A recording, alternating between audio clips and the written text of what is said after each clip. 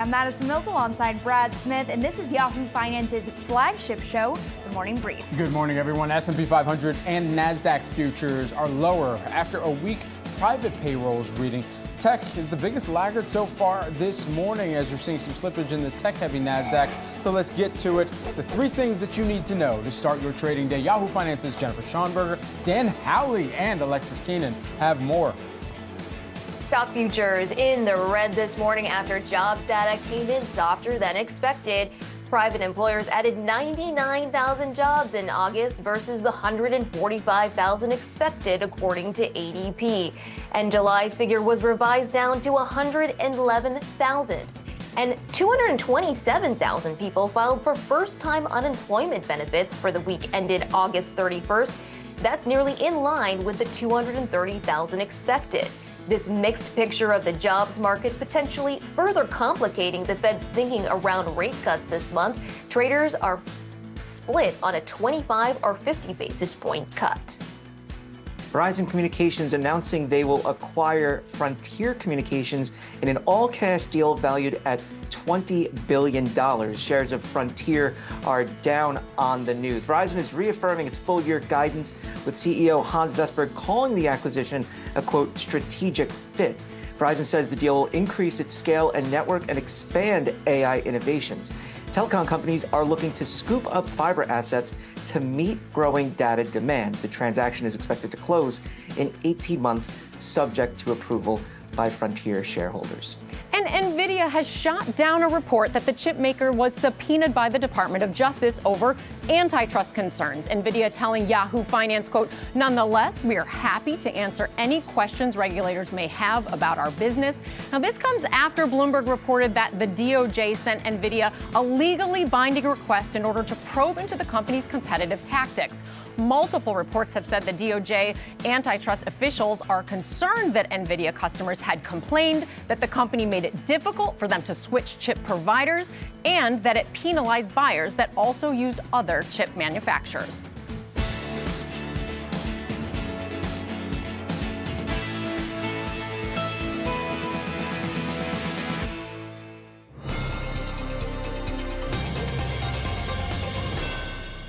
Our top story today, U.S. futures are a little changed as the sluggish start to September marches on here.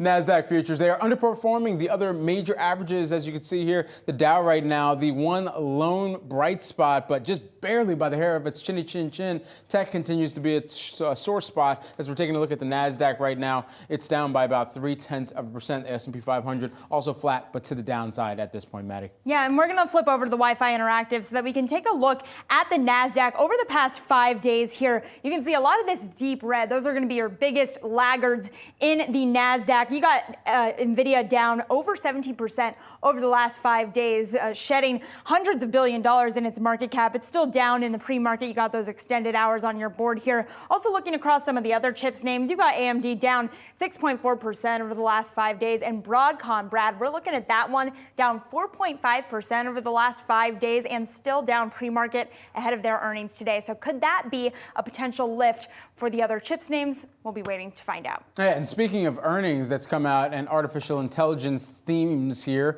let's check out shares of C3.ai sinking after missing quarterly subscription revenue estimates. We're going to be speaking with the CEO, Tom Siebel, at 9:45 right here on the show about the results. So stay tuned for that. And Brad, listen, it's not all bad news in the big tech space. We got shares of Tesla. They have been a bright spot over the last week. You can see up nearly 5% over the last 5 days. And they're up in the pre-market, up over 2.5%. This is on some news that has been tough for the rest of the automakers. We're talking about Volkswagen, potential plant closures, but also some news from Tesla about full self-driving car capabilities potentially getting approval in Europe and China. That could be a lift for this company over the course of the next 6 months here, Brad. Yeah, we're going to dive into that, plus some more auto news. Shares of SAIC under a bit of pressure after a beat and raise quarter. We're going to be talking to the CEO of Tony Towns-Whitley, who is the CEO of SAIC, later on, just after the market opens here. So we've got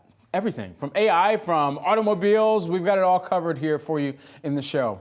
all your sector action. All right, but we're first going to start on the macro. We got a mixed picture on the health of the labor market this morning on the heels of fresh data from the ADP report to initial jobless claims.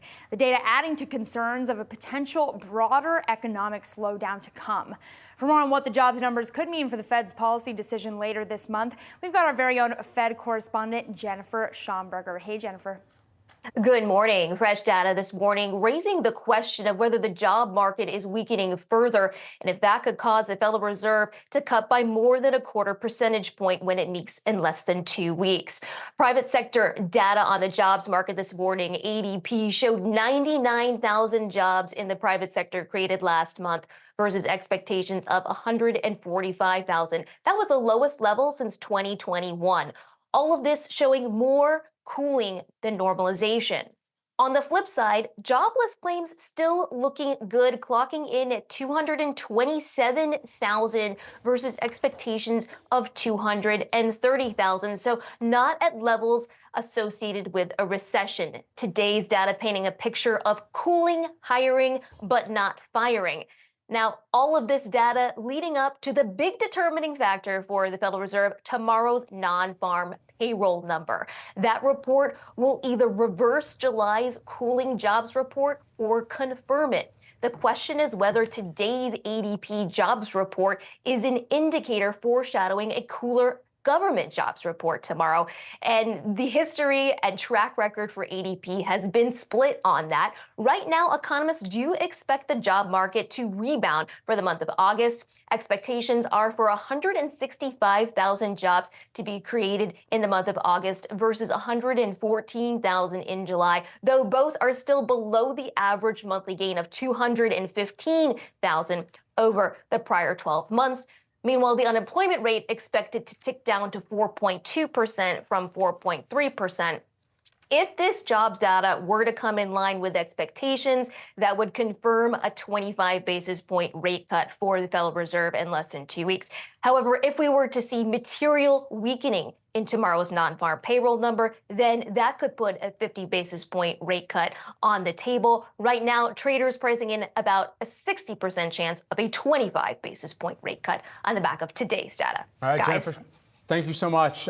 Breaking this all down, continuing to track the economic data coming out and how it's going to influence that mid-September meeting for the FOMC. Well, the latest labor market data reading adding to concerns about weakness in the economy here. Investors now looking ahead to Friday's jobs report to really solidify some of their rate cut calls going into that. Here to weigh in, we've got Daniel Zhao, who is the Glassdoor lead economist and senior manager of data science. Great to have you here with us this morning, Daniel. Always a pleasure to get some of your insights. So first and foremost, as you're thinking about what this data reading, especially on the ADP private payrolls number, 99,000 jobs added in August, but that is something that we haven't seen, at least in the low point, since 2001, it sounds like, the early 2000s. So, I mean, what do you make of this and how the Fed is going to be reading through these employment situation data fronts that we're getting this week? Well, I think it's important to look at the labor market data holistically. And even though we've seen some ups and downs in the data, especially with JOLTS coming in, actually rebounding a little bit, but overall, I think the trend is still one of a cooling labor market, one that is softening and even weakening. And the fact that we have some data points that are even a little bit weaker than that just goes to show that the margin of error is very slim for the Federal Reserve as they try to get us towards that soft landing. And what are you seeing in the data at Glassdoor to indicate whether or not this is a slowing or slow economy with regards to the labor market? Because it seems like it's just on a knife's edge right now between something that is concerning or something that is a welcome sign of cooling. Well, what we do see is that overall the labor market is cooling. And the question really is have we gone too far, right? And at least from the employee perspective, we see that employee sentiment is still extremely weak. In fact, when we look at the Glassdoor Employee Confidence Index, for example, it's a little bit higher than it was to start the year, but it's still well below where it was before the pandemic. Less than half of employees actually have a positive business outlook for their employers. And that's really negative territory. And on top of that, we've just seen that over the last 4 years, employees have had to jump from crisis to crisis. So, for example, we see that burnout is basically at its highest levels in our data that we've ever seen. And so really, I think that goes to show that at least from the employee perspective, from the people who are boots on the ground at these businesses, they are really feeling stress right now. And Daniel, just to correct myself, I mean, I said 2001. I don't know what songs I was listening to before the show. It was definitely 2021 that this is the worst reading since. So all that considered and correction adjusted here, when you think about the overall jobs environment right now and where there is strength and where there was weakness, I mean, we're starting to already get some of that. We started to get some of that earlier this week with the ISM manufacturing, that showing construction, that directly correlated into what we saw in terms of the loss of manufacturing jobs in this most recent ADP report by about 8,000 in that sector. Where are other sectors where you would be anticipating weakness at this juncture, given what we're already seeing show up in other either inflationary reads or manufacturing reads? Mm-hmm. Yeah, I think it's interesting because going back to the JOLTS report, if you look at the hires rate, for example, professional and business services, which includes consulting and some tech companies as well as some other services, that the hiring rate in that sector is actually basically where it was during the 2008 recession, which is really a startling figure when I saw it during the JOLTS report release. But it really just goes to highlight that hiring is very slow in the economy right now. Economy-wide, it's more comparable with what we saw in the mid-2010s. And that really also highlights why employees and workers are feeling so stressed out right now. It's not necessarily that layoffs are extremely high by historical standards, but it's very difficult for folks who have been laid off to break back in. And it's also feeling like folks have gotten stuck. For the people who are in a job, they aren't really seeing those opportunities for advancement either internally or externally. It sounds to me, Daniel, like you're saying the vibes are just not so great out there in the labor market. But are they so bad that the Fed could potentially cut by 50 basis points come September? What are you looking at to determine whether it's going to be 25 or 50? Well, we do want to see what the jobs report shows us tomorrow, and I do expect that we will see a little bit of a rebound from what we got in the latest print. But at the same time, the overall trend is still towards weakening. Of course, if we do see a much more dramatic worsening in the labor market in tomorrow's report, then I think that does put 50 on the table. But I think the base case is for 25, assuming that we get a little bit of a rebound in tomorrow's report. Are you seeing any differing in terms of what you were talking about in the rate of burnout? How has that differentiated across generations or even role types from what you're seeing in the data?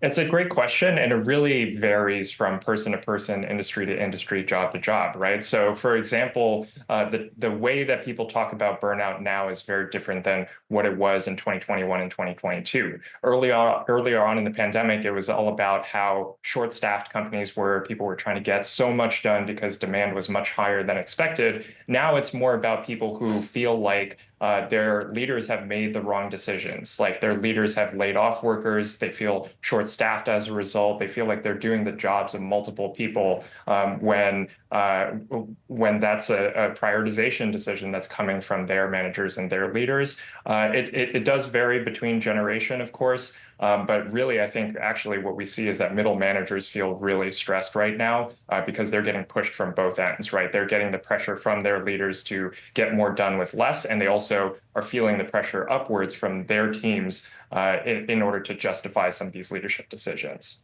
Daniel Zhao, Glassdoor lead economist and senior manager of data science. Daniel, always a pleasure to get some of your insights. Thanks for jumping on with us this morning. Appreciate it.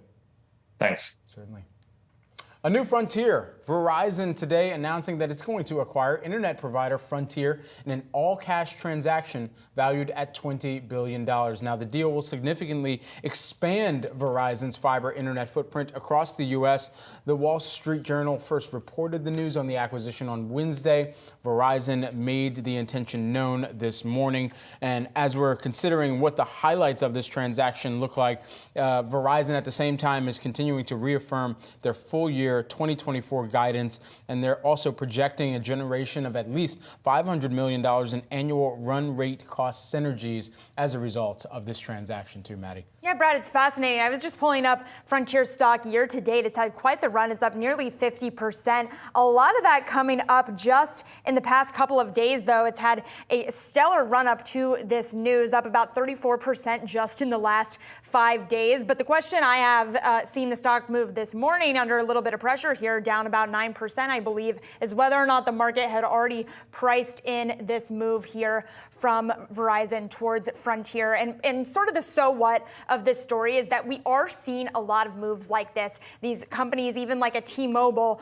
working to buy up fiber optic internet service providers. Basically, that is like big word speak for we are using so much data because we're addicted to our phones, and the mobile providers can't keep up with it. So they got to buy more fiber to keep up with my TikTok addiction. And that is why we're seeing deals like this. It's interesting to see any deal making getting done right now at all, too, Brad. So I thought that was an interesting reasoning behind this push. Well, for investors as well, it's the thought process around what is going to be scrutinized, what's not going to be scrutinized. If it's additive and immediately accretive to the business once the transaction is finalized and doesn't have the possibility of a major regulatory pushback, then investors might just give that the green light. And I think that's what we're seeing here on the day, at least early moments and pre-market here as a result of the announcement of this deal. As you're taking a look at Verizon, as of right now, and I believe this was yesterday's move that we were tracking, as some of this had broken yesterday, but Verizon, for what you typically see the company making the acquisition,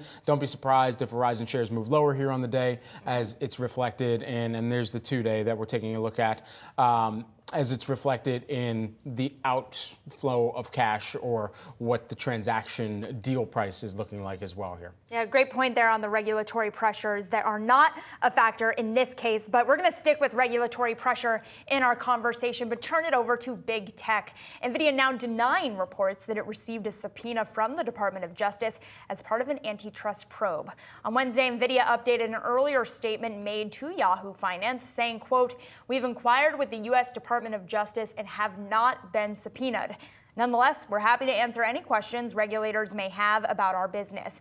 Earlier this week, Bloomberg had reported subpoenas were sent to the chip giant as part of a probe, sparking concern amongst investors and sending NVIDIA shares down. On Tuesday, the stock shed nearly $300 billion from its market cap. That was the biggest one-day stock wipeout in U.S. history. Brad, I think this is a really important and interesting story because to me, it's a little bit of semantics, right? We know that the Department of Justice has been investigating a lot of the tech companies right now. They've been asking questions of NVIDIA, of its customers, of its suppliers.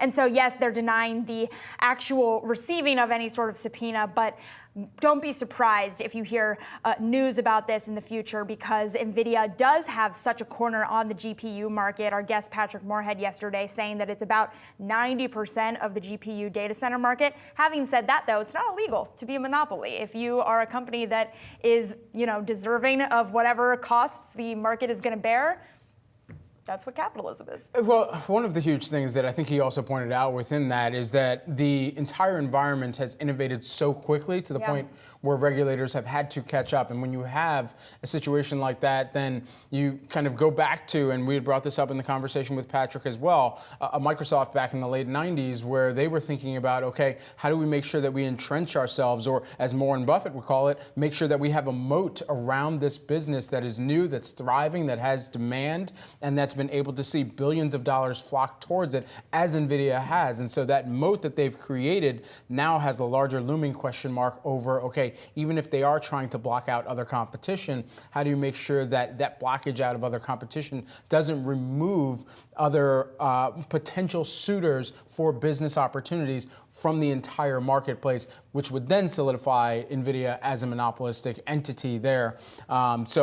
Again, the market moves so quickly. Patrick pointed this out in our conversation as well. Now it's up to regulators to figure out, okay, exactly how much are they going to pursue a legal action or just make sure that there is healthy competition within the marketplace going forward from here too. Yeah, you summed it up really well. And as Patrick said, it's a pre-crime situation, which just reminded me of Succession. But that's a conversation for after the break here. But we are going to get to one more story. Speaking of NVIDIA, the company has joined other investors for a $160 million funding round for data center operator Applied Digital. Applied Digital building out a business to lease out computing power for artificial intelligence. Other investors in the funding round include real estate firm Related. The deal will bring in fresh capital for Applied Digital via a purchase of new shares from the publicly traded company, which had a market value of more than $500 million, Brad, as of yesterday's close. Yeah, and other companies in the arena, including CoreWeave, which is an AI cloud computing business, have drawn investments from NVIDIA and seen their valuations rise in recent months as well. NVIDIA more than tripled the number of its investments last year compared with the year before. Well, coming up, everyone, Tesla gears up to roll out its self-driving technology in China and Europe. We bring you the details next. You're watching The Morning Brief.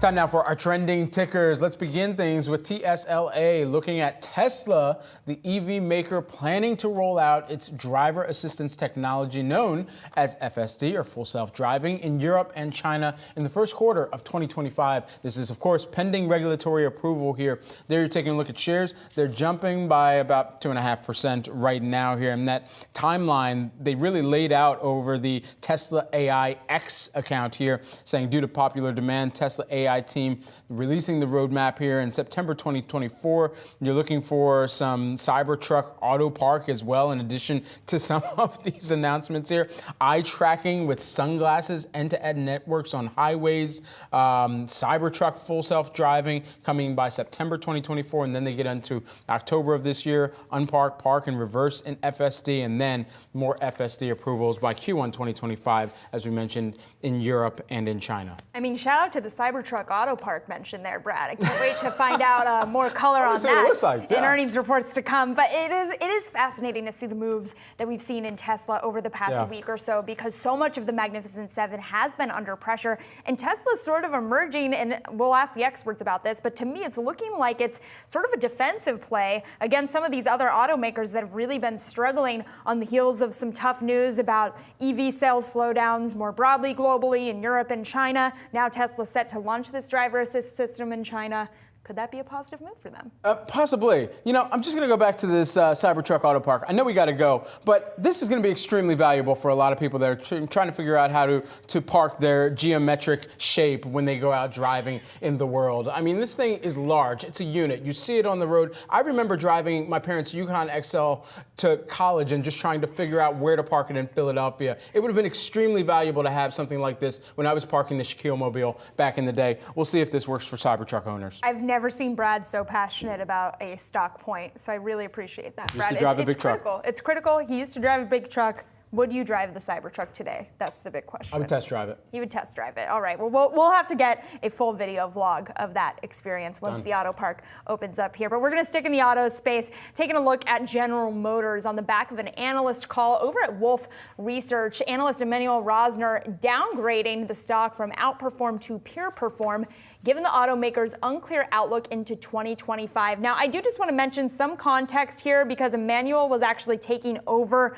for another analyst who was covering the automakers, and so that analyst retired. Rosner coming in and taking over here, so he initiated his own coverage of GM with a hold rating. So that is a cut in a sense here, as the previous analyst had GM as a stock buy and Rosner rated it as a hold. But regardless of those kind of semantics, it is interesting to see the latest negative news in the automaker space, with GM struggling. We've got, obviously, Volkswagen has been under pressure over the last week, citing slowdowns in EV sales and the potential need to cut back on at least 2 plants. What does this tell us about the state of the auto industry? And is this sort of a broader sickness within that industry that's going to need to be addressed for some of these automaker stocks to be able to recover in the second half of this year, Brad? Yeah, the firm essentially saying now in this revision that they're looking for 2025 earnings for the automaker to be lower versus this year here. They have a lot of invested capital that they're evaluating here, and that really squeezing what they're saying, the return on invested capital even more so. Plus, you look at the auto suppliers more broadly right now, and think about the consumer environment that they're navigating through. It's a bigger question of what that near-term growth potential, especially as many of them in early 2022, even through 2023, continue to pound the pavement or drive on it one way or the other, and their ambitions for electric vehicles here. Since then, that's been pulled back dramatically, and now we're looking at, okay, where this signals they're going to lean further into combustion engine vehicles, at least in this near term, as the propensity to spend on some of the electric vehicles, new electric vehicles in market returns, and that's a more unclear timeline as of right now. So that's something that is a broader industry overhang, and we'll see exactly what that means for future GM announcements on that front too. Absolutely. Let's also stay in the auto space here, finally rounding it out with Chinese automaker NIO, not to be confused with the 2000s R&B singer and producer. Out with earnings, NIO is the company reporting a smaller than expected loss last quarter and posting sales that nearly doubled. There you're taking a look at the actuals versus the estimate. It was a miss on the top and bottom, as you can see there, as we clearly laid it out on that board. One of the huge things to point out, though, they did have some of the robust sales expected to continue during the current quarter here. So we'll see exactly how that does net out for the Shanghai-based automaker. But the net loss, essentially $721.2 million. That did narrow slightly from a year earlier. But I think going forward here, you're going to be looking at where that revenue increase can come in from, and what the buyer propensity will look like for NIO as well here. Yeah, it's fascinating regarding the revenue growth and delivery growth that they experienced over the course of this quarter here. Again, with those second quarter earnings beating expectations as the vehicle deliveries unexpectedly did exceed the upper end of the company's guidance for those deliveries. And that's why you can see that the shares are up in extended trading here. The ADRs at least up nearly 5%. Again, after the heels of these results, losses coming in not as bad as anticipated. Operating expenses up a little bit though, so some balance sheet questions here. But I think the bigger question and commentary here is about that total delivery volume. They are expecting to set another record for the third quarter, solidifying this idea that they're expanding market share in an environment in Beijing where we are seeing pressure on EV sales. If NIO's market share is exceeding, maybe, Brad, that means they're taking market share away from some other competitors in this space. The likes of Tesla come to mind. All right, it is time for the opening bell. Take a look at Foot Locker ringing the opening bell at the NYSE. There you've got a good look at FL. Oh, by the way, on the right side of your screen, you're seeing undefeated golf ringing the opening bell, and that is Steph Curry ringing the opening bell. Of course, one of the U.S. men's basketball team gold medalists here. And of course, he's got so many different ventures, underrated golf being one of them. Really does a lot to highlight youth in golf. And so great to see Steph Curry there. Chef Curry with the pot, Steph Curry with the rock, as you know, ringing the opening bell over at the Nasdaq. All right, let's get a check in on the markets here at the Wi-Fi Interactive. We're taking a look at the Dow Jones Industrial Average, flat, just barely to the upside to begin today's trading activity here. We'll give you a multiple day view and put this on a 5-day just so you can see how things have been moving over the course of this week. And it hasn't been great. Past 5 days all in, we're net lower, just barely flat, but to the downside here. We'll see if we can recover here, but we've got a big week of economic data that's certainly been pressuring markets, weighing on the minds of investors. Tech, one of the largest laggards that we've seen over the course of this week. Over the past 5 days, you're seeing that down by about 2.7%. I'll show you by how much tech has been lagging in just a hot second here. S&P 500, you're seeing that flat, barely to the upside here out of the gate this morning. I also want to do a quick commodities check as we're taking a look at some of the gold futures here this morning. As of right now, you're seeing that above 2,500, 2,549 right now, up right now, though, by about 0.9%. And over the past 5 days, trying to put together a little bit of a run here. We'll see what it can do. You had some positive news out of Goldman Sachs earlier this week.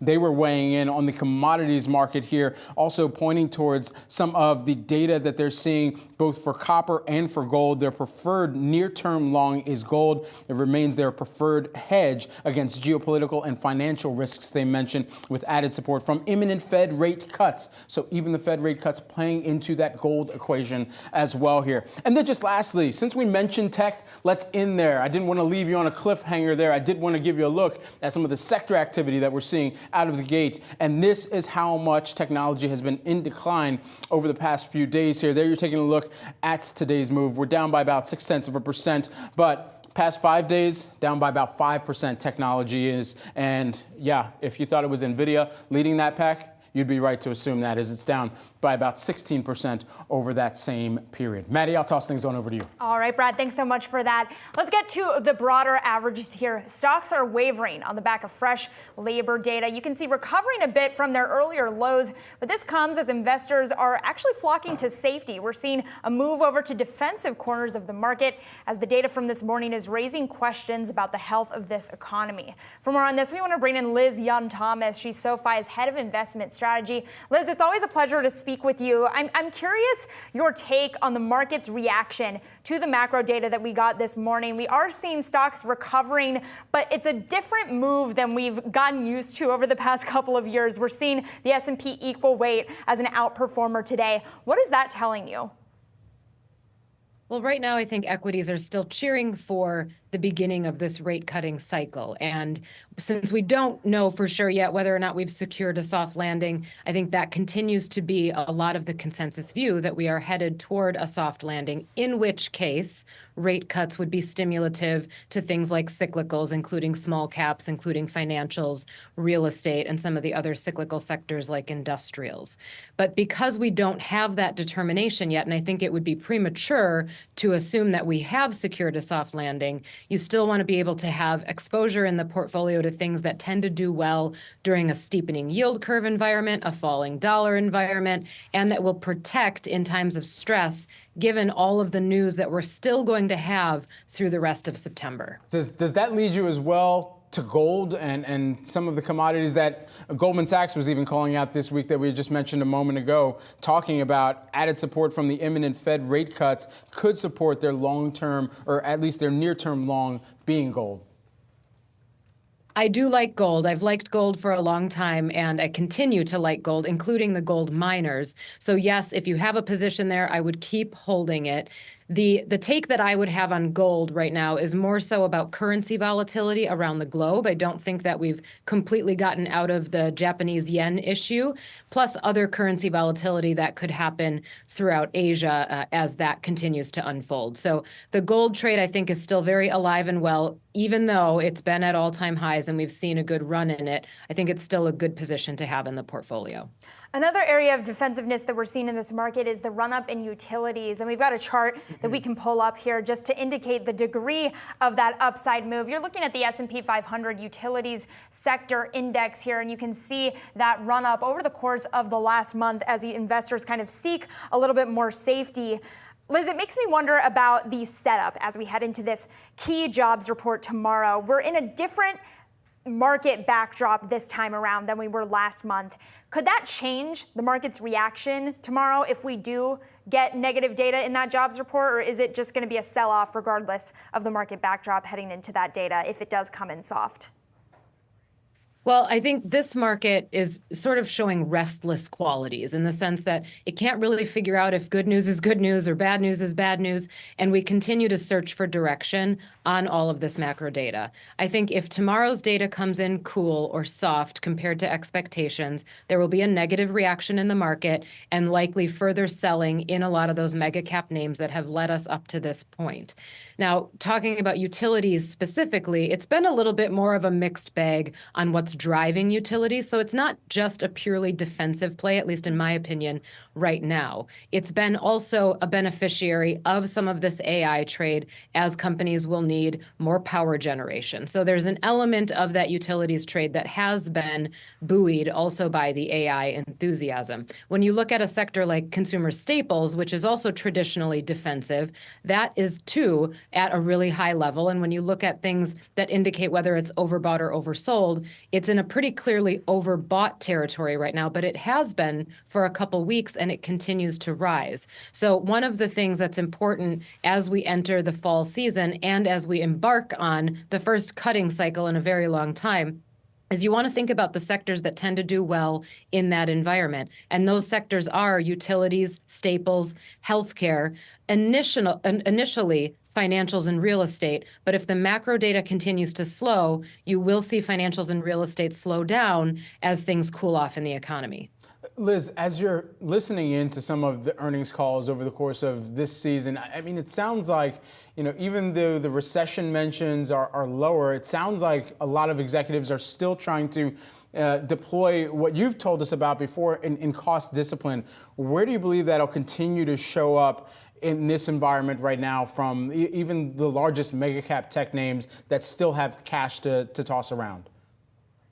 Sure. So we've seen a tone shift, which has been interesting in the market, where earlier in the year and last year, companies were getting rewarded for throwing a lot of CapEx money at AI.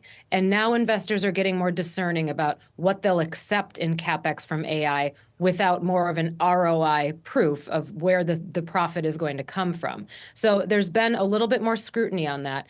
Generally speaking, companies are still doing well. Earnings have still been strong and stable. So yes, I think cost control is important, partly because investors also want to see cost control and have been rewarding stock prices accordingly. That cost control will likely continue to come from what would be considered discretionary spend for a company. So things like advertising or software spend that is not a contract that's already in place. And some of that CapEx for AI may get pulled back, not entirely stopped, but may get pulled back and the rates of it not increasing quite as much. Now, what you want to see is companies just pull back in order to maintain their operating margins, which continue to be at very high levels. levels. So if they can maintain their operating margins by pulling costs back on the discretionary side, that's a good thing. The concern is that they won't be able to maintain margins enough without starting to dip into spending in other places like labor, which is why we continue to focus on the labor market so much more. All right, Liz, we got to leave it there, but thanks so much for coming on with us. We always appreciate you. Liz Young-Thomas, SoFi's head of investment strategy. We're going to have all your markets action ahead right here on Yahoo Finance, so stay tuned for more.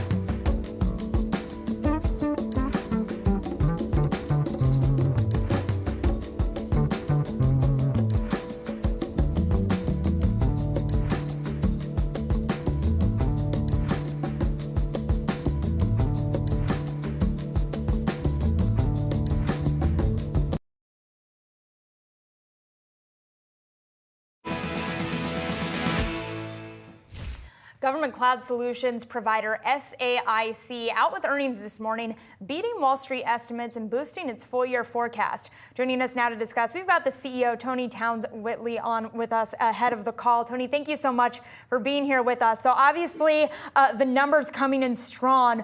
What do you attribute that success to for the quarter? Well, thank you for allowing this time, Madison. Look, a couple of things. We've been ramping up on new business, and that ramp up has shown itself in some solid program execution. We've had some on-contract growth where we're expanding existing contracts. And so we feel this is about the range that we gave the street prior, and we feel like we're right in the middle of that range and moving forward to a strong H2. You know, you reported second quarter organic revenue growth of 2% year over year, talking about increases from new business wins, contract growth as well here, partially offset by an approximately 5-point headwind from contract transitions. I just wonder what you're seeing in the contract negotiation process right now as that flows through to some of the closings of deals, which has sounded like from other CEOs, it's been an elongated cycle at this juncture. Well, look, the procurement cycle generally involves obviously the bid, an award, and generally a protest period. And that adds to that cycle. And protests, even pre-award protests, we see more of those that can extend that cycle. But I think the key thing is on transition, the ability once you win an award to get to a solid transition. And we've had some deals, even a recent win that we have within one of the combatant commands that was just announced, that a significant win that we will have an immediately and hopefully very strong transition period. So I think most companies are focusing on that first 6-month transition with new awards and how quickly you can ramp. And you see some of that in our results for the second quarter and what we expect for H2. Yeah, I see. To put a number on that, during the quarter, you were awarded about $250 million of contract awards by defense and space organizations. That's a pretty penny for the company. I'm curious how you are thinking defensively from a balance sheet perspective. about the upcoming November election and the degree to which whoever ends up in the White House come November could have policy positions that change the outlook for defense spending moving forward? Look, I think the way we look at the elections and the impact of that, we're having conversations even with our board on that topic this week. In effect, our portfolio is broad and is really balanced, if you will, on the defense and national security side. Given the threat that we see globally, we expect political support for defense spending to continue. There'll be some pressure, as you know, on the fiscal backdrop, but we expect that to continue. And we're positioned in areas where specifically the preparations for what is called the great power competition, as we prepare for the Indo-Pacific region, we're actually really well positioned in the areas where DoD is putting their dollars as well in mission IT and enterprise IT. On the civilian side, if you look at the agencies where we're focused, Department of Transportation, Department of Homeland Security, State Department, VA, these are agencies that there's bipartisan support for going forward. And so we feel like we've got a balanced portfolio on civilian and defense, independent of the results of November. We feel like our portfolio can carry us to the growth that we're expecting in the shareholder return. You know, it's really interesting, especially given what you're tracking and what we're set to hear about, as Maddie was bringing up. This going into this general election is about more globalization or deglobalization, depending upon who's talking about it, and how that could also mean more geopolitical pressure. How does that play through to your business as well in this near term? Right. So if you think about that in the near term, we are focused on very key national imperatives. On the national security side, around what we call all domain warfighting, undersea dominance, the use of next generation space and capability. So on the defense and intel spending, with geopolitical conflict that we've identified and that is obviously continuing, we see that as an ongoing demand signal. We continue to bring capability. We're an integrator, a mission integrator that integrates technology from a startup all the way to a hyperscaler, large cloud provider. We integrate, we plug and play. So in that environment, as an integrator, there's always a demand signal for us to continue to integrate and bring the best technology to the Department of Defense and to the intel agencies. And then on the civilian side, again, we find ourselves with State Department, with Department of Transportation and others. We still see a very solid demand signal there, even in the geopolitical environment that we're in. SAIC CEO Tony Towns-Whitley. Tony, thank you so much for taking the time here with us this morning. Appreciate it. Thanks, Brad. Thanks, Madison. Appreciate you. Definitely. All your markets action ahead. Stay tuned. You're watching The Morning Brief.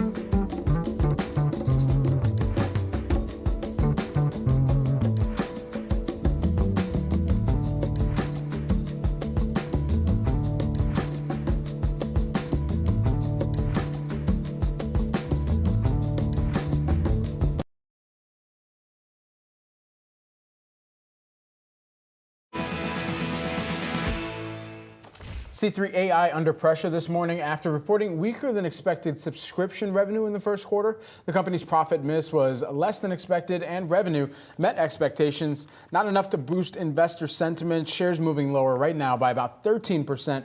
At least 4 firms also cutting their price targets on the stock after earnings. Here with more and the earnings reaction, we've got Tom Siebel, who's the chairman and CEO of C3 AI. Tom, it's always a pleasure to get your perspective, your view on what took place during the quarter and what the street is trying to price in as well right now. Where do you believe that the street and investors may be indexing or giving more weight to these results? Brad, by any standards, it was a great quarter. I mean, at 21% top line year-over-year growth, we're one of the fastest growing public software companies in the software universe. I think that our deal volume increased 122%.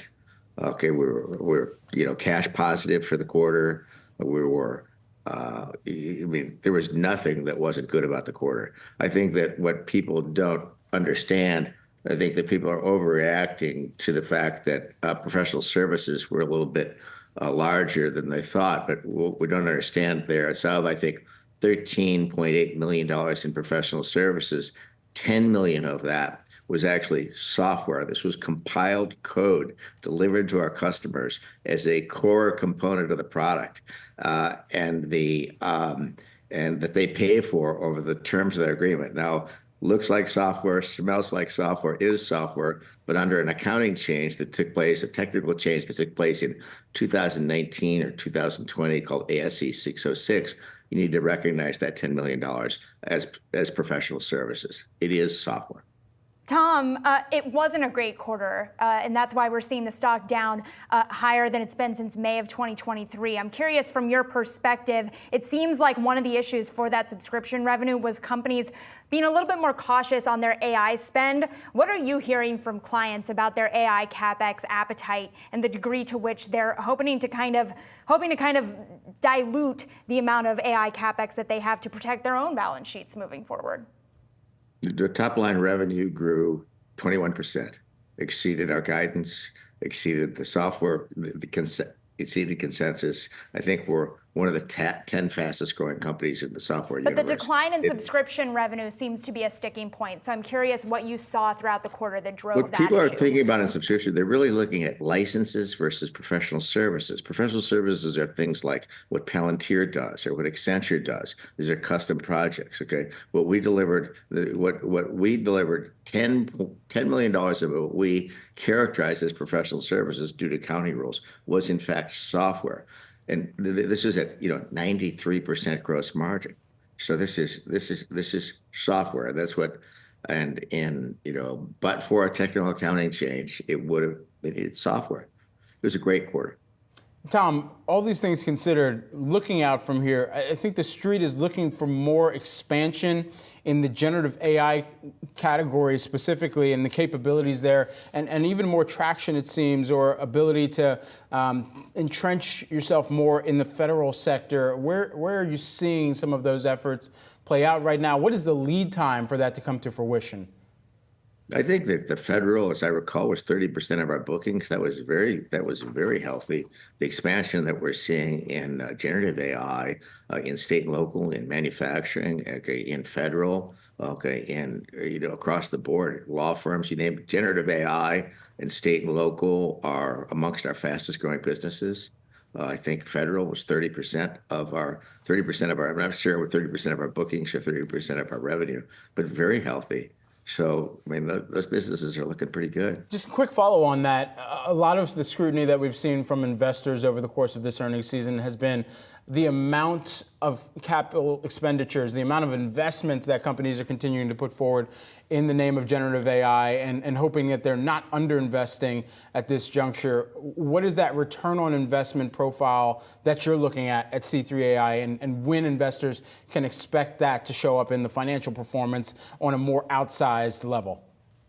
So the generative AI applications that we're delivering across the board are delivering, value kind of very quickly. I think, full production applications deployed in, 3, 4, 5 months. So this is a very fast return, very rapidly growing market, and it's unknowably large. Tom, I want to end on the Baker Hughes partnership. We understand that that is a large percent of your revenue, but Dan Brennan, who oversaw the C3 Baker Hughes partnership, has left the company. What does that mean about the status of that partnership? Dan Brennan was a close friend and a great professional. I enjoyed working with him. There are, thousands of professionals at Baker Hughes. We work with their entire senior management team. I'm certain that we're coordinating with them on a daily basis. They're a great customer. They're a great partner, and we continue to enjoy a close and productive relationship. So I know the deal is set to expire in April of 2025. Any plans for it to expire early? There's no plans for it to expire early. And as you know, Madison, I think that deal has been extended now 3 or 4 times. So I think originally it was 3 years and then 4 years and then 5 years, and it might have been extended even after that. So there's some history of it being extended in the past.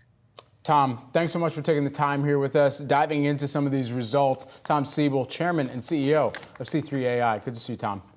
Thank you, Brad. Thanks. We've got all your markets action ahead. Stay tuned. You're watching the Morning Brief.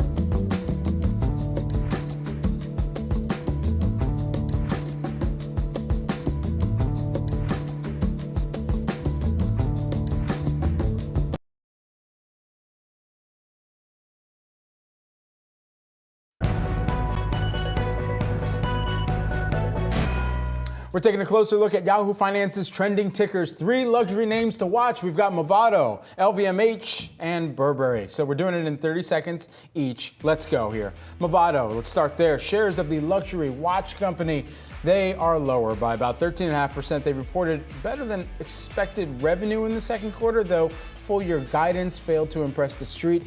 In the earnings release, the CEO noted a, quote, challenging consumer spending environment weighing on the quarter. However, a bright spot here, and this is perhaps the first time I've read this in an earnings release. You've got Jessica Alba, Ludacris, Tyrese Halliburton, and Christian McCaffrey in a new iconic song and advertising campaign. So we'll see if that works to turn around some of the future prospects for the company. There we go. All right, Brad, love it. Love to get a Ludacris reference into our show here. But we're also going to talk about LVMH. Those shares under pressure today. Morgan Stanley slashing its price target for the luxury goods maker's European listed shares. And a note, the analyst cited further deterioration trends in China and only slight improvement in the U.S. and European markets. I also want to note that LVMH went through with an acquisition of Tiffany back in 2021. That was the largest contributor to LVMH's growth over that prior year. And we know that Tiffany is having to close some stores in China, so that could also be putting some pressure on this stock today. That's right. And Burberry shares bouncing back today after closing down more than 4% on Wednesday. It was announced that the luxury name had fallen out of the prestigious FTSE 100, the FTSE as some people may know it, on the London Stock Exchange amid a challenging year for the British brand. Over the past 12 months, the company's share price here has sank nearly 70%. Here today, bright spot, it's up by about 2.8% here. So we'll continue to track Burberry, the brand of the wellies. There you go, all the luxury names that you need to know. But coming up, we are getting a fresh read on this economy with ISM services data. That's going to cross the wires at the top of the 10 a.m. hour. We'll dive into all of that right here next on Catalyst. Stick around.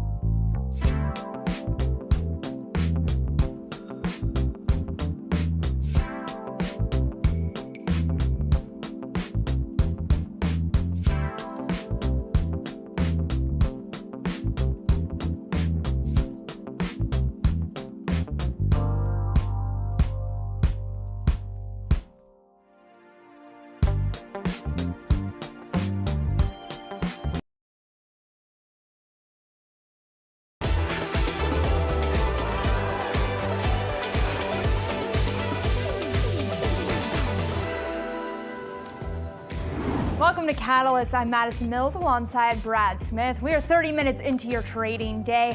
We're watching three catalysts impacting markets today. We've got another look at the job market, fresh services data, and we've also got Broadcom earnings coming up today as well. That's right. Well, stocks are mixed after data out this morning showed the labor market continues to show signs of moderation here.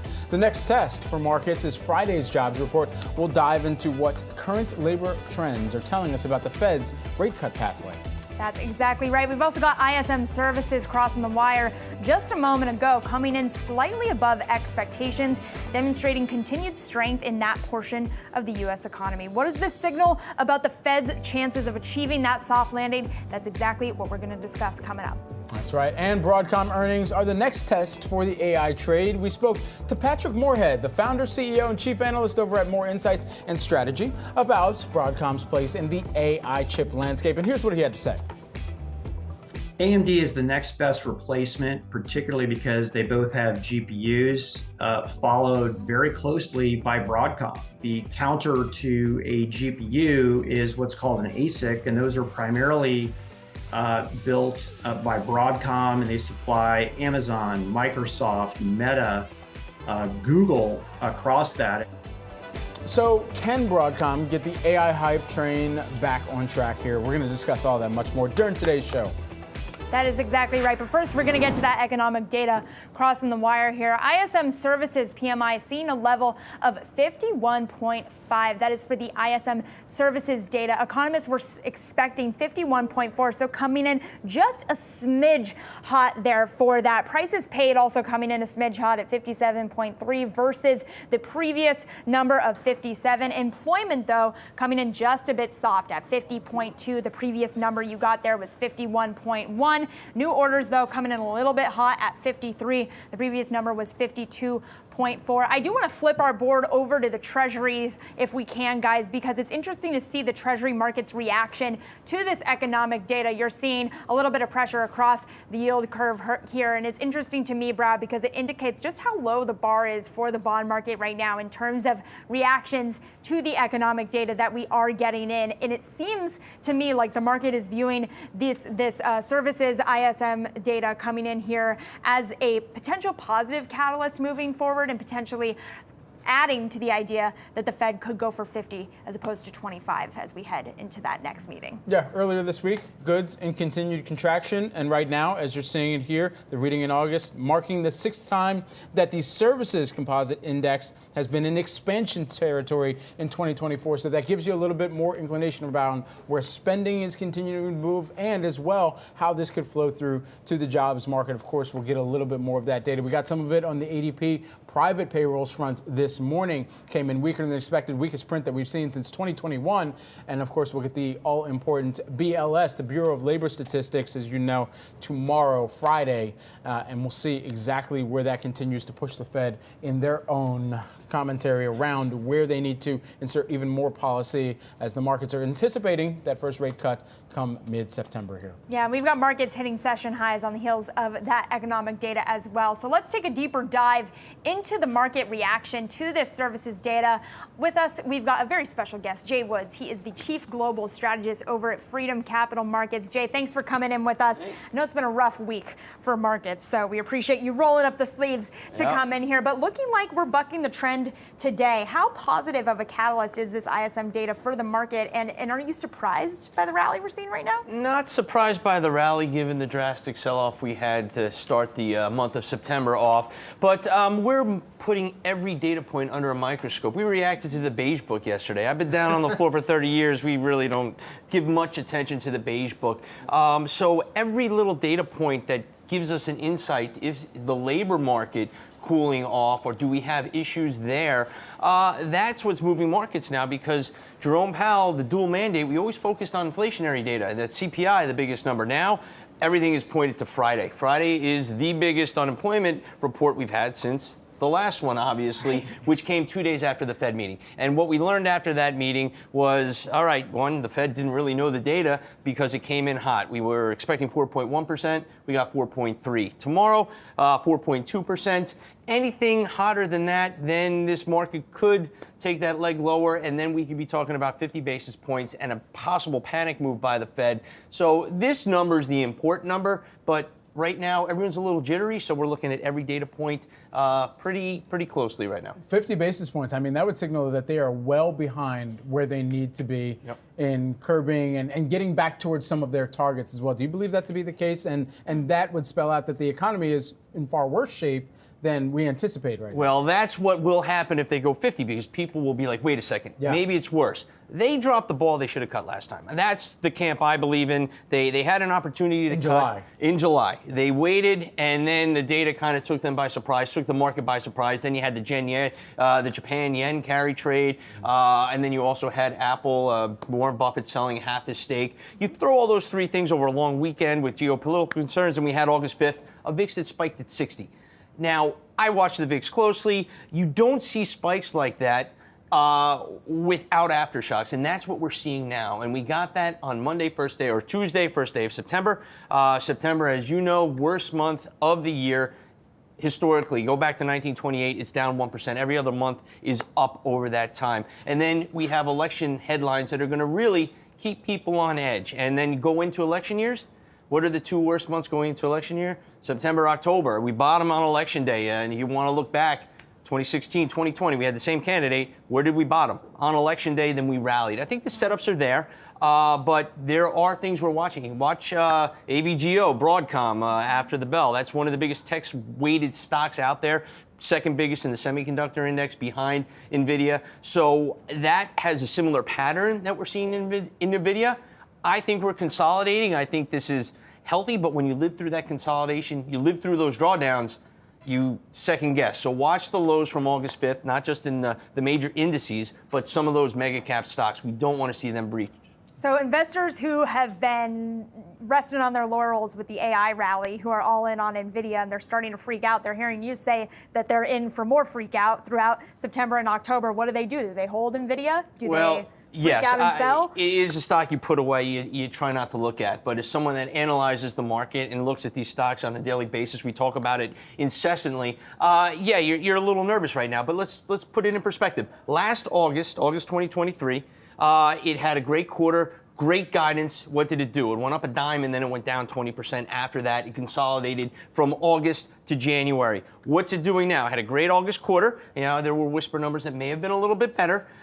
We didn't get that catalyst to take us to new highs. We're consolidating. We're down 30%, a little over 30%. But we've had 3 drawdowns since last August of over 20%. So when it moves, when it goes negative, it goes quickly, and it causes what I think are buying opportunities over the long term. So nothing has changed fundamentally to me in the stock. It's all systems go when your biggest competitors or your biggest utilizers of your system, your biggest customers are those mega cap names, and they have not slowed down their CapEx spending. I think this is an opportunity you look back on by the end of the year and say, wow, I should have bought it when it was selling off. So buy the NVIDIA dip. I would think so.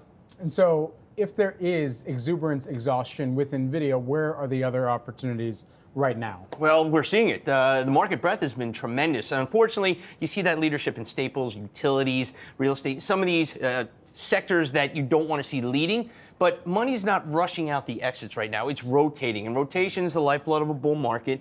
I don't like this leadership, but healthcare, financials. Financials is probably the strongest sector to me and should continue into the end of the year. So I'm not seeing market deterioration across the board. We're seeing people rotate. And then think about it. If you own $10,000 worth of NVIDIA on January 1st, it was up 150%. You had $25,000 now in your portfolio.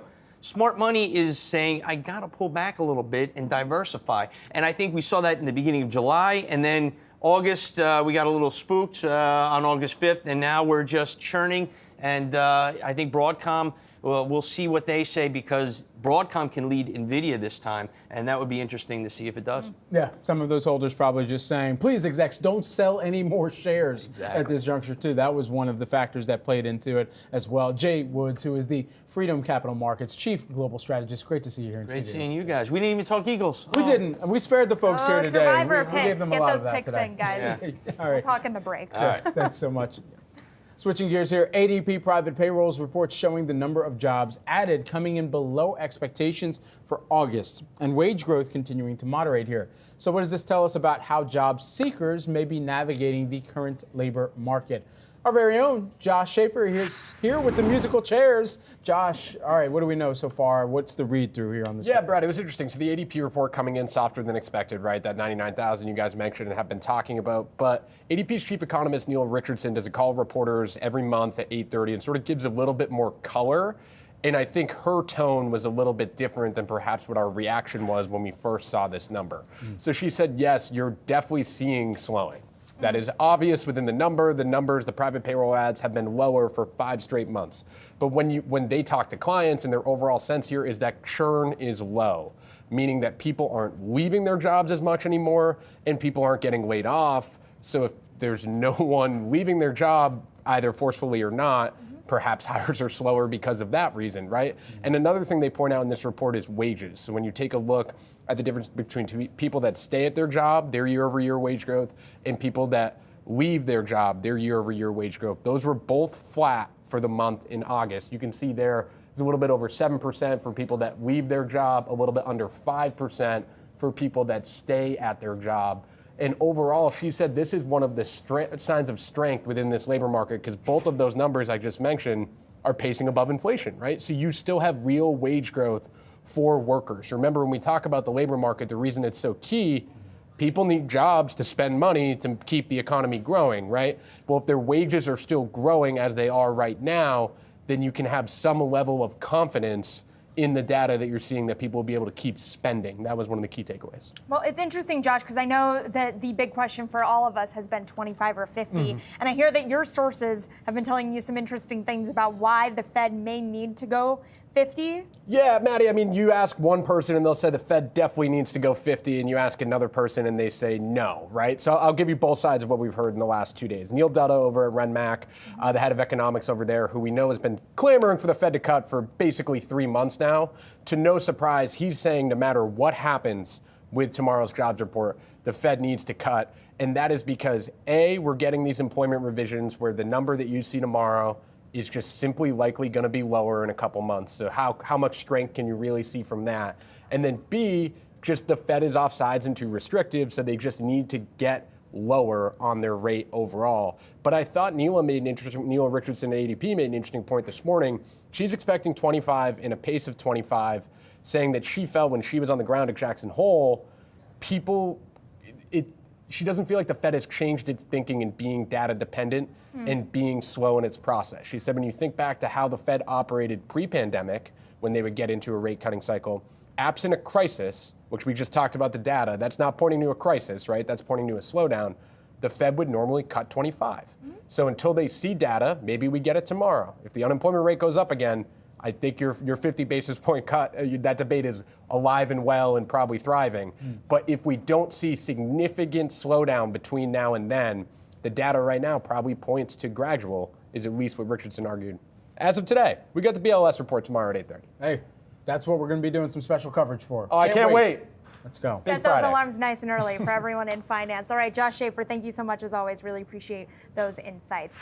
We're going to take a look at some market headlines to start our hour, sponsored by Tasty Trade. We are seeing stocks moving to the upside off the back of that services and labor market data this morning. You can see your S&P 500 up over 0.1%, and the Nasdaq hitting its highs of the trade of the day so far, up about 0.7% on this idea of services ISM data coming in evidently better than anticipated. But I also want to flip the board over to yields. We're seeing particularly the 2-year yield, the front end of the curve, really moving on the heels of this economic data. But you're looking right now across your screen at yields at the 5-year, 10-year, and 30-year, paring back a little bit of the earlier drop that we saw on the heels of that ISM surprise. And it's really interesting given what we've been talking about the 25 or 50 basis point cut that we could see from the Federal Reserve ahead of that September meeting and heading into that September meeting rather. I think the big question is, what is the bond market trying to tell us as the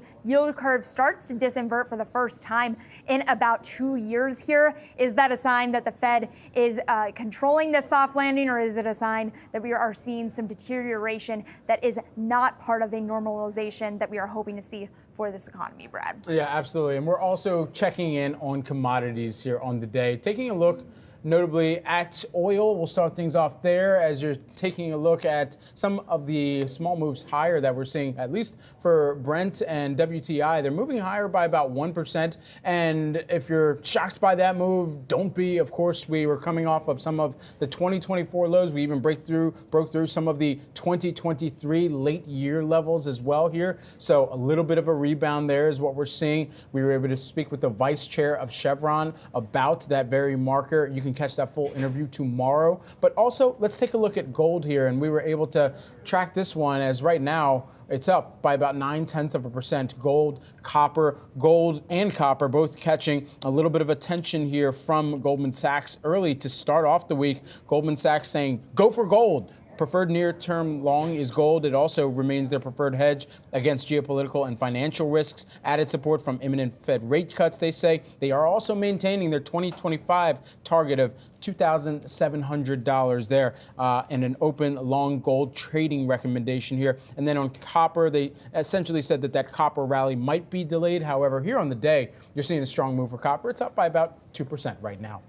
Well, coming up, we're taking a look at some trending tickers on the Yahoo Finance platform. We'll give you the news behind the moves for Dell, Broadcom, and Celsius next on Catalyst. Get energized.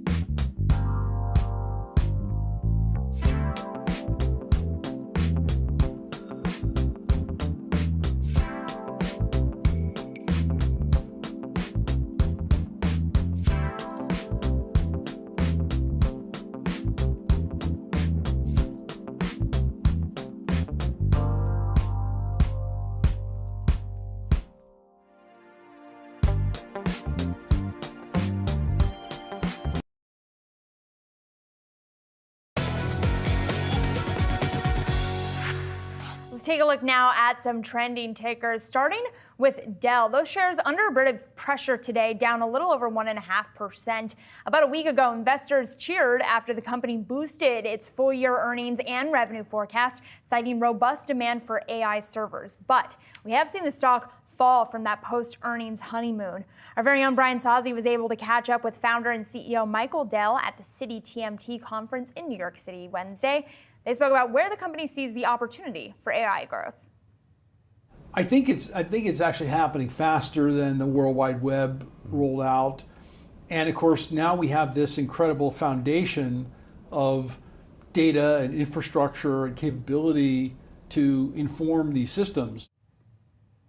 So Brad, I think it's really interesting when you think about a company like Dell kind of soaring on the heels of their earnings and then perhaps getting caught up in a little bit of the pressure that we're seeing in the broader tech space over the course of the last week here. We were just talking to Jay about this. Some of the companies that have rallied over the past year kind of getting dinged because traders are taking a little bit of money off the top as we head into a seasonally weak time period. I wonder if that's part of why the pressure seems extra tough on Dell right now versus any individual company news. What are you seeing? I mean, there are two, and you're right to bring up what we'd seen with earnings. I mean, earnings were solid for the company, especially in that infrastructure solutions group. The way to really break down this company right now is the infrastructure solutions group. They talk about this as ISG, and the client solutions group, CSG for them. And so for the infrastructure solutions group, it was record revenue, $11.6 billion that they talked about during the quarter. Now, here is perhaps that one area of a little bit of a cloud over top of it, and not a technical cloud over it in a good way. All the technological jokes aside here. Client Solutions Group revenue, that was down 4% year over year. And here's what you also need to think about is what we've heard from some of the CEOs that we've had that are really looking into how corporations that are either on a headcount type of model or on a broader kind of deal elongated cycle model and trying to make sure that they can actually bring those to the finish line. You're seeing elongated deal cycles. That's going to impact some of those larger client solutions tie-ups that we see. And then additionally here, looking at where corporations are assessing how much headcount they have and how many seats they need for the enterprise solutions that they have, that can also be one of the overhangs as well. So all of those considered by the analysts, that could be where some of this cold water is coming in from in this near-term period of time. Let's also turn now to the chip space here. This has been fun to watch. We're looking at Broadcom. Right now, AVGO, those shares are up by about 1.2% ahead of earnings. They're out after the bell today, the next test for the AI trade. Now, we spoke to Patrick Moorhead, who's the founder, CEO, and chief analyst at More Insights and Strategy about Broadcom's place in the AI chip landscape. And here's what he had to say. AMD is the next best replacement, particularly because they both have GPUs, followed very closely by Broadcom. The counter to a GPU is what's called an ASIC, and those are primarily built by Broadcom, and they supply Amazon, Microsoft, Meta, Google across that. And so with all of that in mind, I mean, he was really talking about some of the ways to get into the broader chip AI trade without having to be so dependent on continued returns from NVIDIA at this juncture, and who some of the other order flow could ultimately benefit at this point. And Broadcom going to be the next big test, as we mentioned, when they report earnings later today. And it could be a critical catalyst for the broader chip sector and the tech names, right? Because we have seen these names under a lot of pressure. NVIDIA down over 18% in the last 5 days, wiping nearly $300 billion off its market cap in just a one-day session. I mean, this is a sector that is looking for something to grasp onto for upside growth. We have seen Broadcom outperforming the semiconductor index more broadly. They've got about a third of their revenue coming from AI to the tune of $3 billion. So if they do see positive earnings, that could be a sign for more growth to come in the broader AI space. Well, coming up, Tesla is hoping to roll out its full self-driving technology in both China and Europe as early as Q1 of 2025. We're going to have details on that next, right here on Yahoo Finance.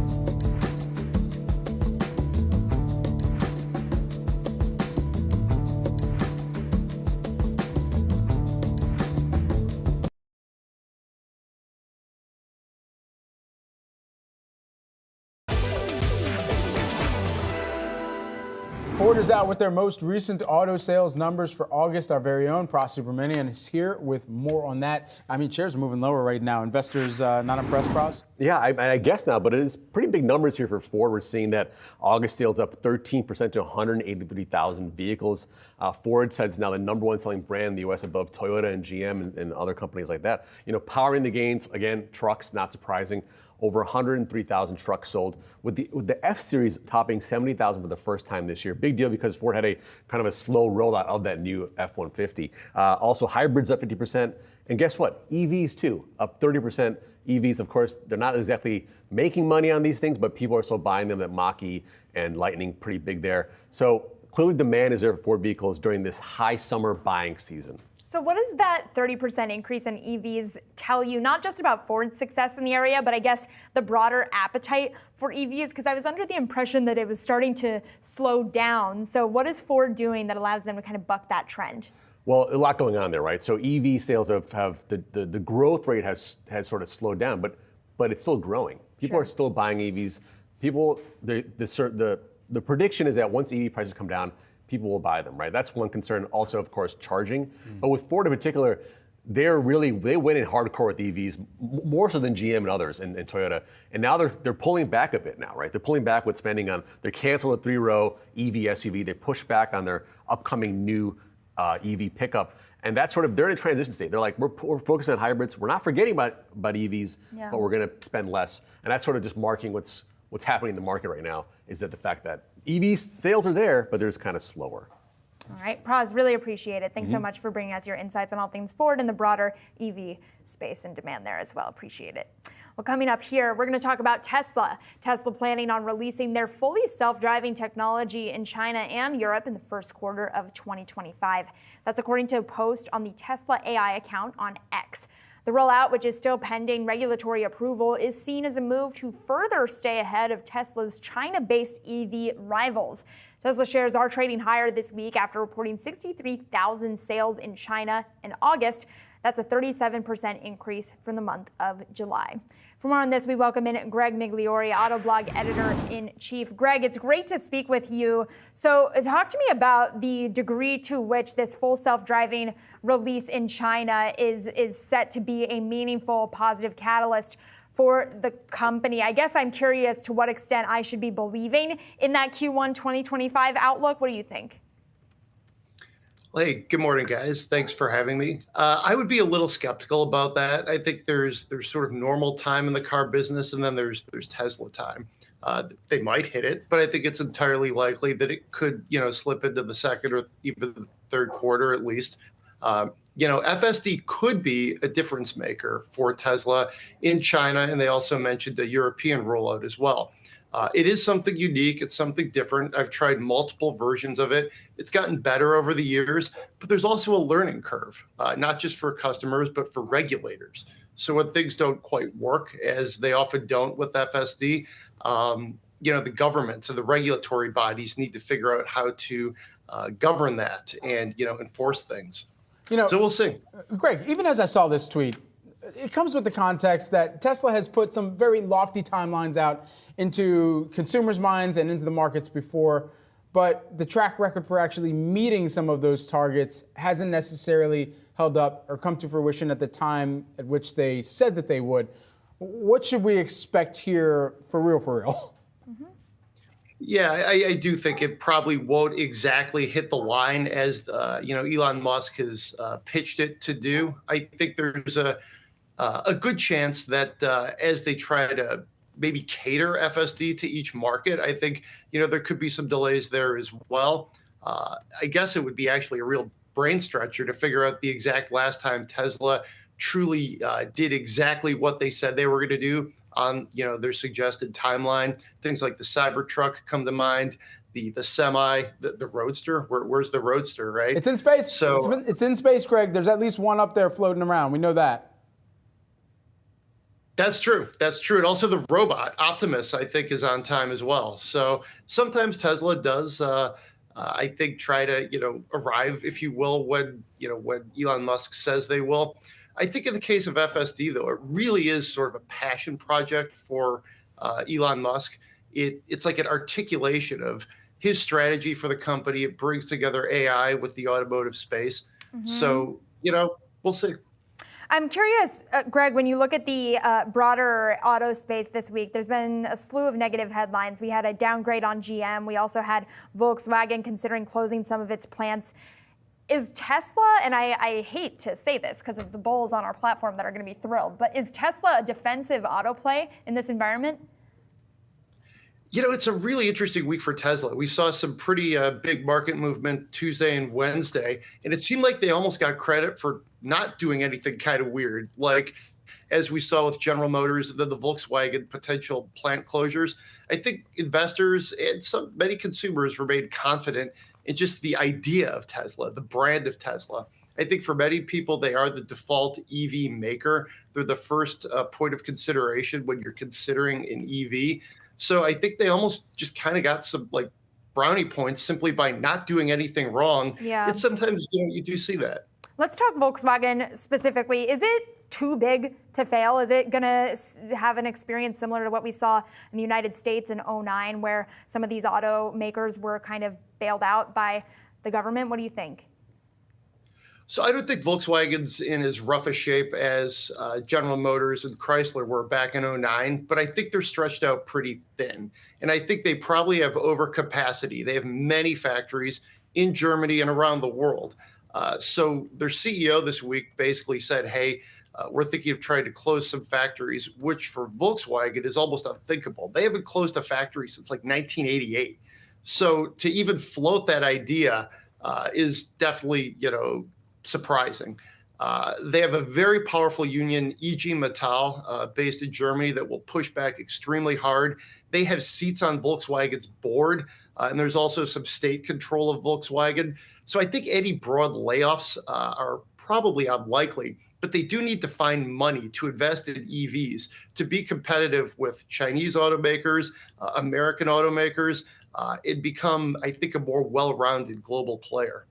Just lastly, while we've got you here with us, Greg, Stellantis announced late yesterday that it's scaling back production of both the Jeep Wrangler and the Grand Cherokee, which was, a beloved one for me when I was in high school and wanted to get my first vehicle here, just used.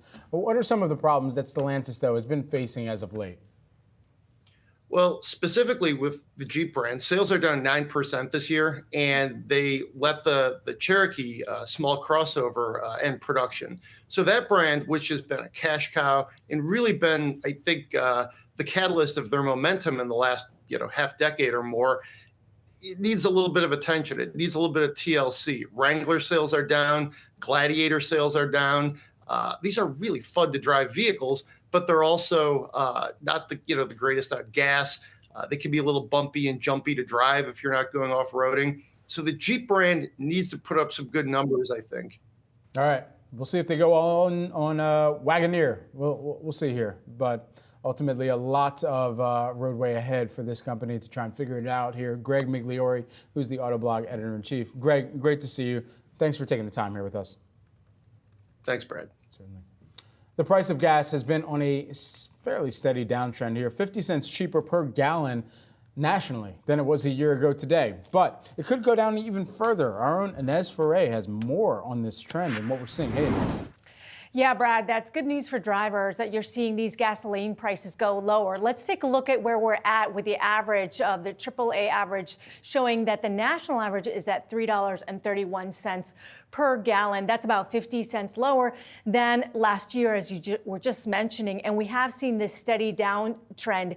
And in fact, right now, we are seeing that 9 states along the Gulf of Mexico, those Gulf states there that you can see, Texas, Mississippi, Louisiana, those states right now are seeing the their state average at below $3 per gallon. And that is expected to continue. You are expected to see more states added to that list, with Andy Lippo of Lippo Oil Associates saying that you could see that there's a good possibility that the average national retail price of gasoline hits $3 per gallon by the end of the year. nationally. Now, what has been happening is that we have been seeing oil prices on a downtrend. We've seen gasoline futures. These have been at 3-year lows right now, but we are seeing WTI at around $70 per barrel. Today, we're seeing it lift higher. But look, WTI year to date is up just 0.2%. So all of the year to date gains that we had seen with oil totally erased over the last several weeks. And if OPEC Plus decides to add more supply as it plans to in October, then you can see oil prices would depress even more. So there's some analysts that are questioning whether OPEC Plus will go ahead with those rollbacks of some of those voluntary cuts that they have in place. Guys. All right, bouncing off of some of those 52-week lows here. You've been tracking all of this. Nez, thanks so much. Appreciate it. Thank you. All your markets action straight ahead. Stay tuned. You're watching Catalyst.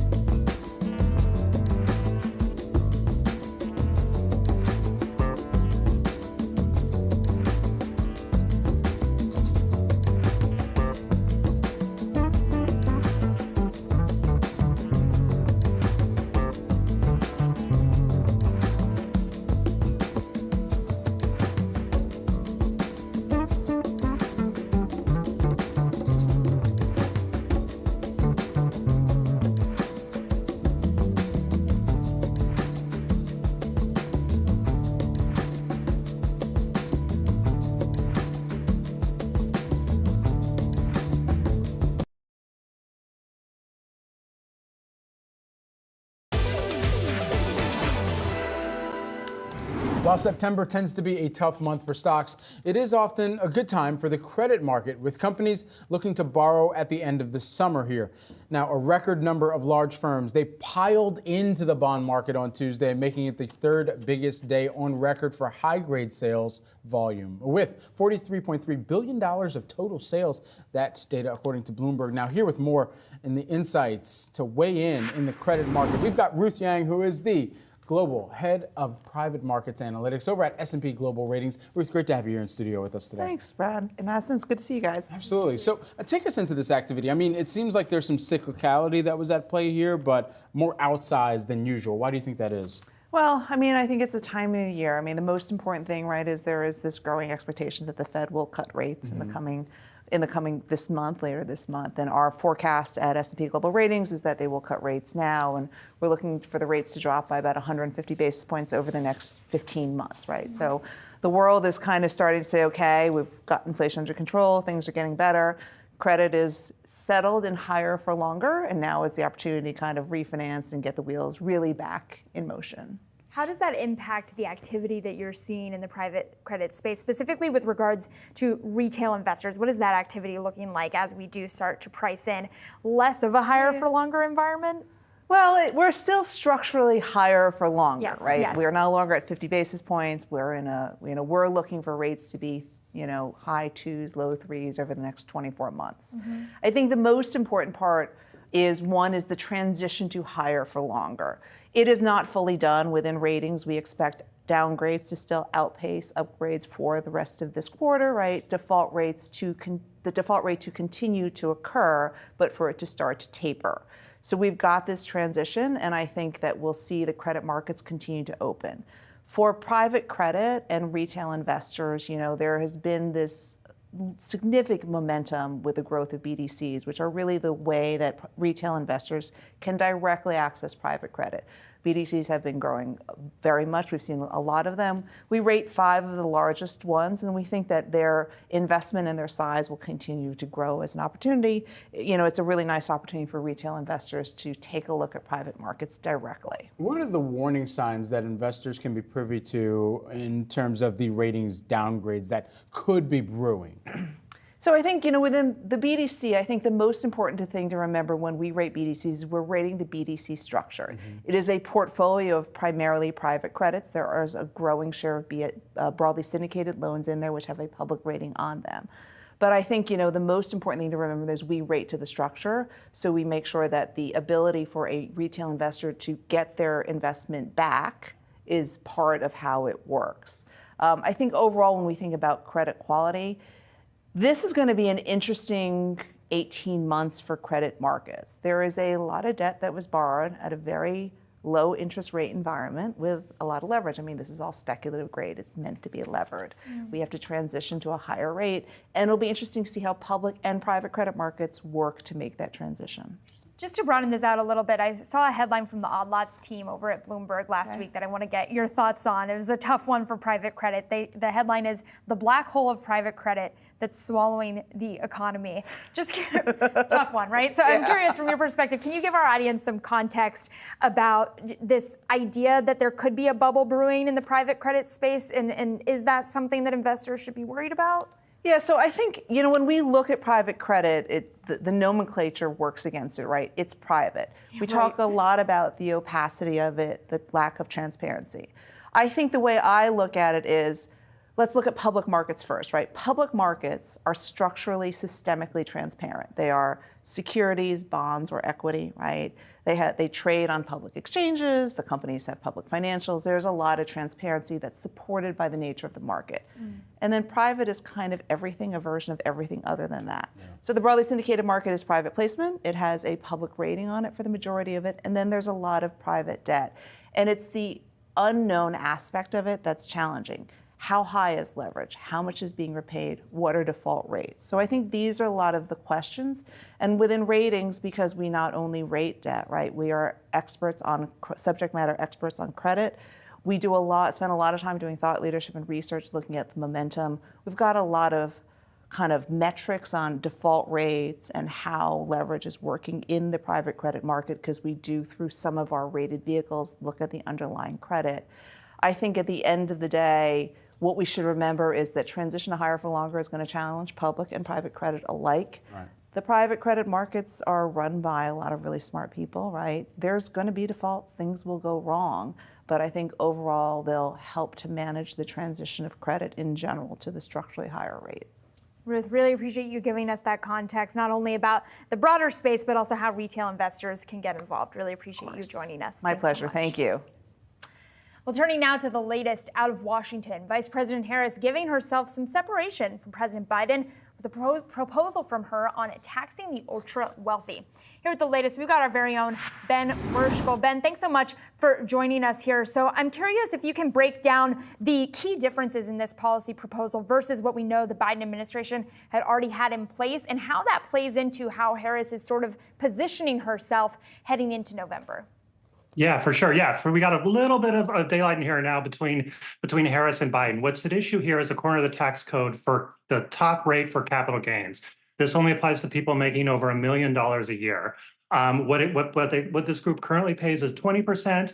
Biden had proposed a rate that was in line with wages, so 37 to 39%, depending on a few other factors. Harris has picked a number that's sort of right in the middle, 28%. So she wants to have a 28% rate on long-term capital gains for these groups. So this is what she announced this yesterday, and this is kind of part of an overall positioning that you're seeing this whole week of kind of being more business friendly. A couple weeks ago, we saw her release some proposals around the cost of living, groceries. This is Business Week for the Harris campaign. She released a small business plan about a $50,000 tax credit for small businesses. This is clearly an outreach to the kind of investor business community. And in her speech yesterday, you saw her try to sort of say, we picked this rate to encourage investing because we know that's important. So she's trying to reach out. How it's received is still to be determined. It's still being figured out. The one thing I will note, because I know our audience is sort of waiting to hear on this too, is that the unrealized capital gains part of the Biden plan isn't being touched. She's still supportive of that. This is a plan to look at unrealized capital gains for the ultra wealthy, people with over 100 million. So that's still changing. That's still a big sore spot for the business community that's waiting to be worked out. All right, Ben, thanks so much for breaking this down. A lot of valuable insights there. Yahoo Finance's own Ben Werschel. Appreciate it. Coming up, are people still spending on sneakers? Our very own Brooke DePalma sat down with Skechers CFO to discuss the state of the consumer. We'll bring you that interview next on Catalyst. I wonder if they're talking about me.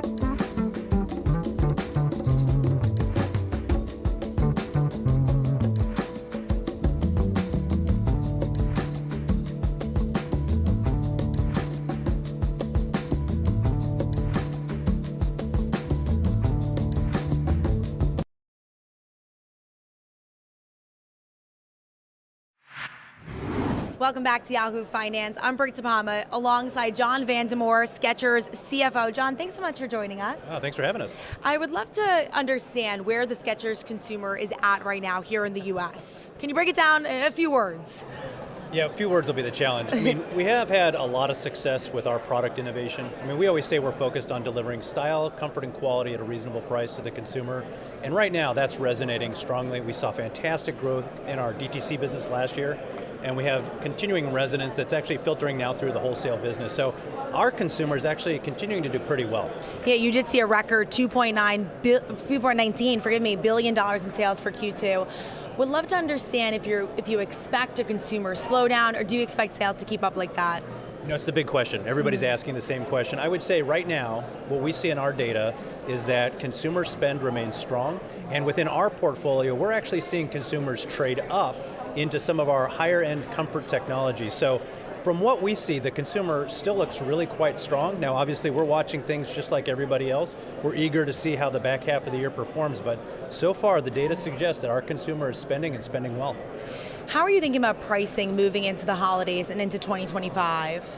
We've been pretty cautious on pricing for a couple of quarters now. I think the sense that the consumer was either annoyed or tapped out by some of the price increases that emanated post-COVID is what's been dominating our thinking. Now that being said, we're continuing to offer more innovation, more comfort technologies in our shoes, and that is actually resonating with consumers so that they're consciously choosing to pay more for that product. Now that's not pricing in our view, that's value. We're delivering more and consumers are willing to pay for it. I think that's going to be the recipe going forward. I don't think we want to see any overt price increases that pressure the consumer further after having dealt with so much inflation over the last couple of years. Skechers football, Skechers basketball, even Skechers cricket, you guys recently launched there.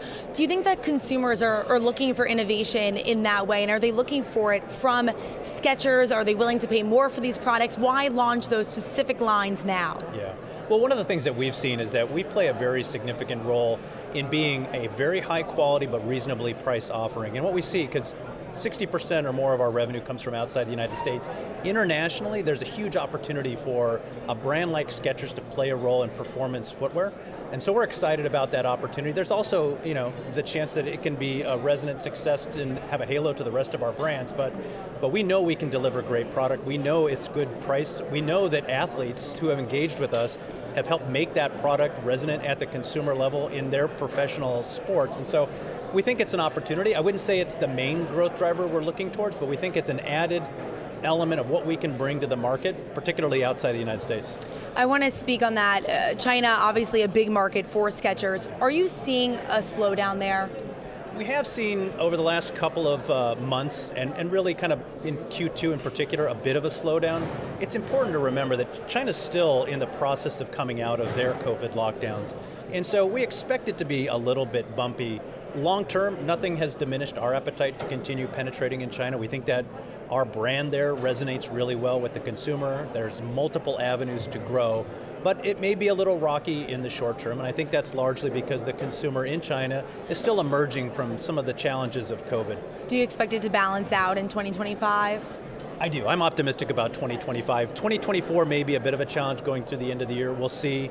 Incredibly important will be Singles Day in that market, which happens in the fourth quarter. So that'll be a good telltale sign. But beyond 24 into 25, we think the growth opportunity in China is pretty significant. How is Skechers planning for potential tariffs under a Trump administration?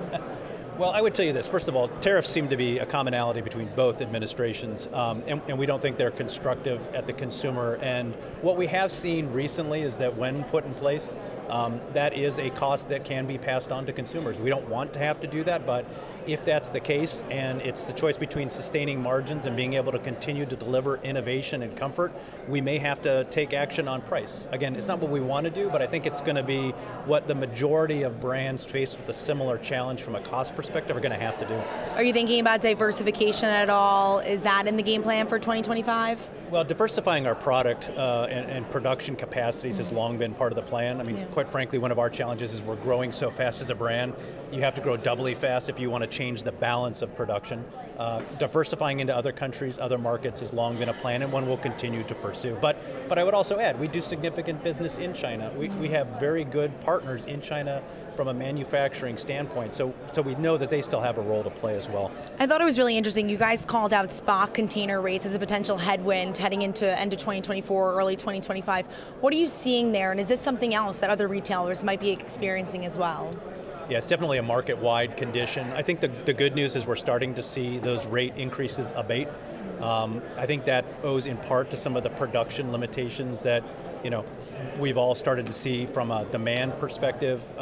What we expect is that rates will continue to become more modest. They'll get back down into more historic rates. We don't think it's an enduring issue, and it's certainly not as significant as what we saw post-COVID.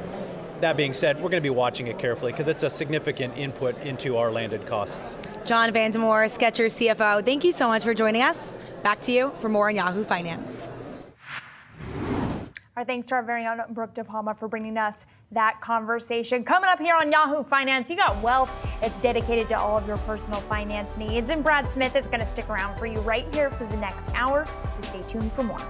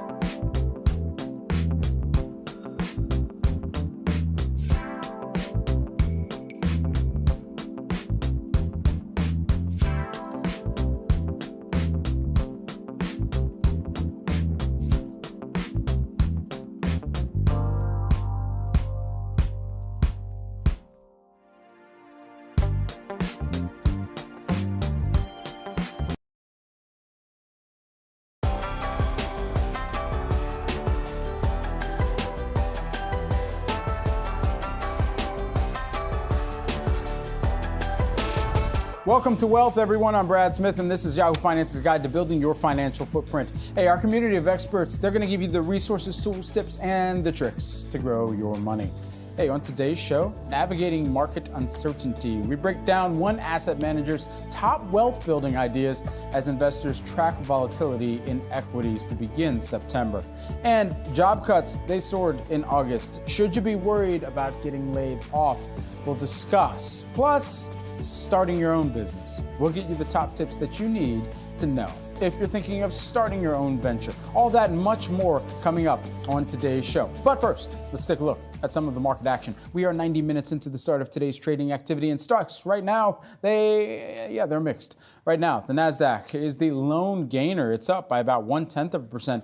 The Dow and the S&P 500, though, they are in negative territory, fractionally trading lower here on a percentage basis. The Dow down by about 0.6%, S&P 500 0.3%. We are just 5 days into September, at least on the calendar, and it's already been a roller coaster, folks. Weak econ data, interest rate speculation, and big tech woes. They have whipsawed the market these past few days.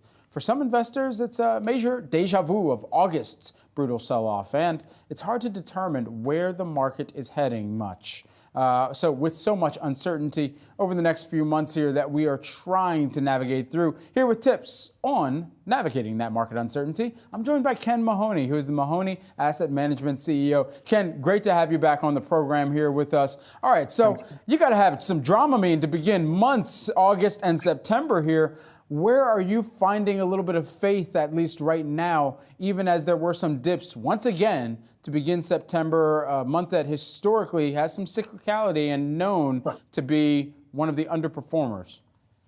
Well, first off, I saw Dramamine. That makes me sleepy, Brad, so I'm not going to go near that stuff. I definitely need something for the roller coaster, which September is the worst month since 1972, all these years. So something about the September. But, again, I actually see something a little bit positive happening here. We've been overweight technology, like probably most money managers, with the Mag 7 for a long, long time. The criticism about the market was too narrow, but it is broadening out. Now we're going to have rate cuts starting September, maybe 25 bips, maybe 50 bips, but quarter. We think by, let's say, March or April next year, we may be 3.5% Fed fund rates, and that spreads out, I believe, more opportunity for more stocks. Hey, we're growth managers, Brad, but we don't mind some of these companies that are embracing technology to help out their top line and bottom line. I think Walmart is like a poster child. Again, we're growth managers, so I say Walmart, but their online sales is 20% up year over year. These companies are now getting a lot more data. Great data dives into logistics, inventory, the customer behavior, and so forth. You mix it all up, and now we're trying to find companies that are going to benefit from all this technology. Okay, so being that you are a growth manager, let's summon back this term into the chat that our viewers have heard us use time and time again, or at least more recently as it's come up in conversation, GARP. Growth at a reasonable price. Where are those opportunities that you're seeing in the market? So it is difficult, but again, within that, we still like technology. It's equal weight instead of overweight. I mean, the video right now obviously has been struggling. By the way, Justice Department was not investigating it. There's a crazy story around there. But again, the top line growth is still astronomical. Of all the big techs at this point we like, I would say is Apple. Apple with their buyback program, 2.2 billion devices. You can really monetize a place when you have 2.2 billion devices out there. Big upgrade cycle coming with AI. In fact, in September, coming up pretty soon, obviously. But in addition to all that with Apple, what makes it so unique with the 2.2 billion, 300 to 400 million phones out there, they're almost obsolete. They're going to have to join the upgrade cycle. So of all the different ones that are out there, the Mag 7, Apple is our favorite. Huge upgrade cycle happening, 2.2 billion devices, and you can monetize that pretty readily. And so with all of this in mind, you also say always have cash to be ready for opportunities here. Within the dip buying mentality that has reemerged, where are some of those dips that you're expecting could see some massive inflows from investors? Right. So I think most of your viewing audience should really be looking at the VIX, the volatility index, where it's sat around 12 or 13, 14 in the summer months and kind of calm lake and everything was kind of cool. And then all of a sudden, whoosh, the Japanese stock market crash, Warren Buffett selling Apple shares, one thing after another. And we saw the VIX hit 65. That's pretty extreme. And by the way, the quick math on that, 65 times 3, that basically means that the market is expecting in the next 30 days from that point, a 19% difference, 19% up or 19% down. It's not going to happen. But now we see the VIX even today creeping through. We started off -5%. The VIX goes higher. So for your investors or your viewing audience, key in on the VIX. When it's calm, that's great, but eventually it's going to spike up again. That's when you take some chips off the table, wait for some fear to spike in that volatility index, and that's the time to kind of do your bargain shopping. So again, I'm not saying the VIX has all the answers. I'm not saying it's going to give you direction, so to speak, but certainly any investor that's managing their own assets or doing the things they're doing really need to be looking at this volatility index. And now I look at it as it here today, just reversed. Again, getting some fear out there. There's something called an election. I don't know if you heard about that thing, Brad. Every 4 years, right? It feels like there's a record number of people worldwide that are participating in polls in one way or another. It's amazing. So anyway, so the volatility. So here's the thing: if you're 100% invested at all times, you can't. That August 5th, that big downturn, you can't take advantage of it if you're 100%. Again, depends on the person, but if you're 20 or 30%, we take a big dip down. Again, August 5th, volatility spikes, VIX spikes. Now use maybe 10 or 15%, keep some of your powder dry. But I see it over and over again. Investors get really upset. And I say, wait a second, what do you have in cash? They look at me, I have like two heads. No, we're all in stocks. But if you're all in and you're 100% in stocks, there's no flexibility, so you're supposed to buy in dips and sell in the rallies. Well, you can't do that if you hamstrung yourself to 100%, in stocks. All right, Ken, always pleasure to get some of your insights here. Ken Mahoney, who's the Mahoney Asset Management CEO. Appreciate the time, Ken. Thank you, Brad. You got it. President Biden and the Department of Education potentially set to unveil new guidelines for student debt relief. The plan, which includes relief for borrowers who owe more than what they will initially and have initially borrowed, and graduates of certain programs, they could benefit more than 25 million people. However, that plan could potentially be on hold, as 7 states, Alabama, Arkansas, Florida, Georgia, Missouri, North Dakota, and Ohio, are suing the Department of Education, alleging they do not have the authority to forgive loans. The lawsuit alleges that the Biden administration cannot unlawfully mass cancel hundreds of billions of dollars of loans without approval from Congress. Of course, this comes 14 months after the Supreme Court struck down President Biden's original plans for student debt relief. That plan would have forgiven up to $20,000 in debt for people and for up to 40 million people at that. If President Biden's plans do go through, student debt relief could become a major talking point in the final weeks leading up to the election. Well, coming up, we're checking in on the labor market and the latest out from some of the new economic data reads that we got this morning, plus previewing tomorrow's employment situation. That's next on Well.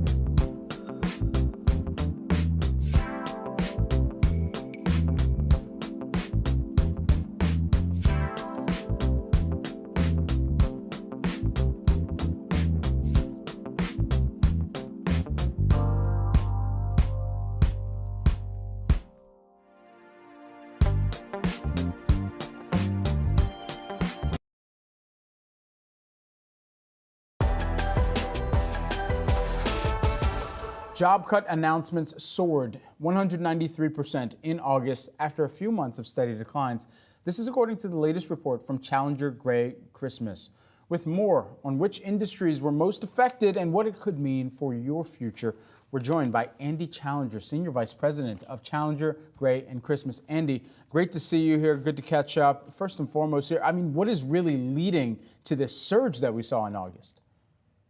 Yeah, after a few months of falling job cuts through the summer, from early spring, we've seen this big spike in August. They were primarily coming from the technology sector, which has been the story for almost 2 years. It's an area that post-COVID has continued to cut jobs at a higher rate than the rest of the industries out there. But we did also see a return of job cuts from education, from government jobs, hospitals, and leisure and entertainment. Some of those lower skill, lower paid jobs that have been really resilient for a period of time. So it's a touch concerning that we're seeing an increase in layoffs coming from those sectors. You know, one of the sectors specifically that you mentioned within this report, manufacturing job cuts, that jumped more than 200% from last year. And you know, as we think about what was showing up in some of the ISM manufacturing data, I mean, there's continued contraction that we're seeing within manufacturing right now. How much of this is a surprise? When do you expect a rebound, and what's it really going to take? Or is this a larger trend that has some inputs, whether that be technology-based, that are going to have much longer-term ramifications? Yeah, I mean, that's a question that's still really up in the air, is what's going to happen to the labor market broadly as we expect the Fed to start to lower interest rates to combat the rising unemployment that we've started to see, the increase in layoffs that we're tracking. Manufacturing in particular is an area that had been resilient for a really strong period of time the last few years. But the fact that we're seeing some losses there is a sign that we might be really approaching that tipping point where the Fed, trying to balance their fight of inflation against rising unemployment, is really going to be looking at closely for their next decision. You know, also caught our attention here, the total AI job cuts year to date right now. I think it's sitting at a level a little higher than 7,000 as of right now. That's on the rise, and our viewers are seeing this on the screen as well, compared to 2023. Now, some of these were new positions. Some of these, though, were existing positions that were out there, and companies did a lot of hiring to try and either hoard AI talent or bring on new AI talent. So what are you kind of sensing and making of the data and the elevated job cuts in AI at this juncture? Yeah, I mean, AI has been the key topic that everybody's been talking about for 2 years when it comes to jobs. How strongly is it going to affect the labor market with this advent of a new technology? Right now, we are seeing some increases, either from companies saying that they're replacing jobs, a small number, for AI, but we are seeing companies shifting their focus, closing down product lines, reducing the headcount they have in certain departments to grow their human capital within the AI space. So it's certainly something that we're seeing. How far that's going to go, we really can't say. There's the possibility that it starts to erode the market further, the labor market. But one thing that we do know is that companies are less and less likely to talk about artificial intelligence if they are making cuts because of it. They get in the headlines when they make an announcement around it. They get wall-to-wall coverage. And so there is a real shyness around attributing job cuts to artificial intelligence. Just lastly, while we've got you here, Andy, you know, you think about for the job cuts, how that passes through to wages as well. You know, is there any direct corollary that you've been able to check over at Challenger Gray Christmas as it relates to the wages that we're seeing? I mean, the best reading that we got this morning was really the ADP payrolls, private payrolls, where it seemed like it was steady, stable, as they put it, for job stayers and job hoppers or job changers. Yeah, well, we saw for a period of time wages increasing really quickly when the country was in a labor shortage and workers had an enormous amount of leverage in their negotiations and discussions with companies. We've seen that erode as the labor market has cooled to a relatively tepid point where we're at right now. The hope is that we stay here for a little while, and that would mean we're not going to see big increases in wages because of how that also contributed to inflation. That could be a good thing. The real worry is that now that the Fed is looking at lowering the inflation rate, is it going to be too little, too late? Will we dip into a downturn that would negatively affect wages and send them lower, or really stop them from growing over a period of time? Andy Challenger, who is Senior Vice President of Challenger, Gray and Christmas. Great to have you here with us on the program to break down some of your findings. Appreciate it, Andy. Thanks for having me. Certainly.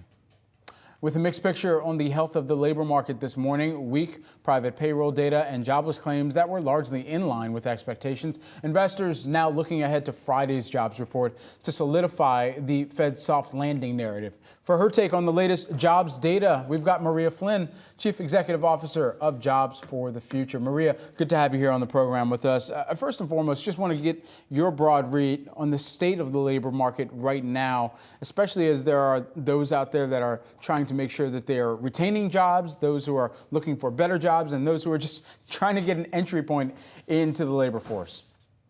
Yeah, absolutely. And good morning, Brad. Thanks for having me. I think there's going to be a lot of eyes on tomorrow's jobs report. What we saw in July was that the national unemployment rate went up a bit to 4.3%, so the highest that it had been in 3 years. But I think what's important to remember is that 4.3% is still a low number, especially if we think back to, full employment being 5%. I don't think that we are in a worry zone right now, but I think really looking at what these trends are, what the combination of the unemployment rate, the initial claims data tell us, what the Fed is looking at, I think it's a time to keep an eye on this, but it's not a time to worry. And so with all this in mind, I want to give people some actionable tips here. It's easy to look at the data and see how bad things might be in certain areas, but perhaps there's some good that we can offer and let's start with people who are trying to get into the workforce, trying to question at least where they should perhaps even start. And that comes in the form of education, whether it be vocation, whether it be colleges.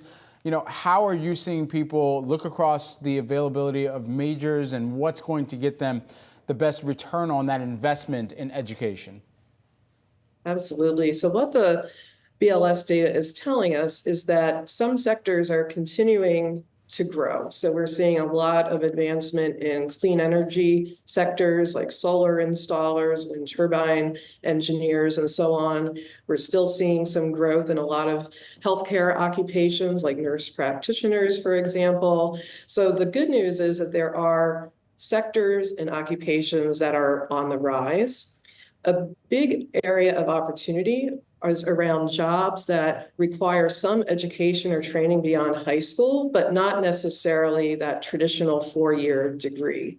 And as you know, we're in a moment in our country where only 36% of Americans have a lot of faith in the higher education kind of traditional path right now. And so we actually have a synergy in a moment where more young people are looking at high quality alternatives post high school that may be different than that traditional path. And we're also seeing a rise of good quality jobs that are emerging that require kind of some of those certificates or apprenticeships, but not necessarily a degree. So to me, what I believe is that we need to be doing a better job of equipping our young people, our high school students, their teachers, their counselors, their families on what those high quality alternatives are and how they can best prepare themselves for them. And so with that in mind, say you finally land the interview, what are the 3 things that can help you absolutely nail the interview and then, of course, get the job and secure that? Yeah, so I would say, number 1, really focus on what I would call your durable skills or your essentially human skills, your ability to problem solve, to communicate, to work as a team, to collaborate. to also really put forth the fact that you're adaptable. In this rapidly changing labor market and this economy, we need workers at all levels who can adapt and be willing to kind of change along with the company. And related to that, we also want to see workers who are eager to stay with the company and advance with that company. So I think employers are looking for folks who are kind of going to stick with them. And I think that coincides really well with what we're hearing from Gen Z, who really want to find employers and jobs that really flow with their purpose and kind of where they're going to find joy in their careers. All right, Maria Flynn, who is the Jobs for the Future CEO. Maria, thank you so much for taking the time. Some very valuable tips for folks viewing at home. Appreciate it. Great. Thank you so much. Certainly. Well, rate cuts are anticipated and could present new opportunities for some small business owners out there. We've got all of the tips that you need for that next shop that you plan to open up next on Well.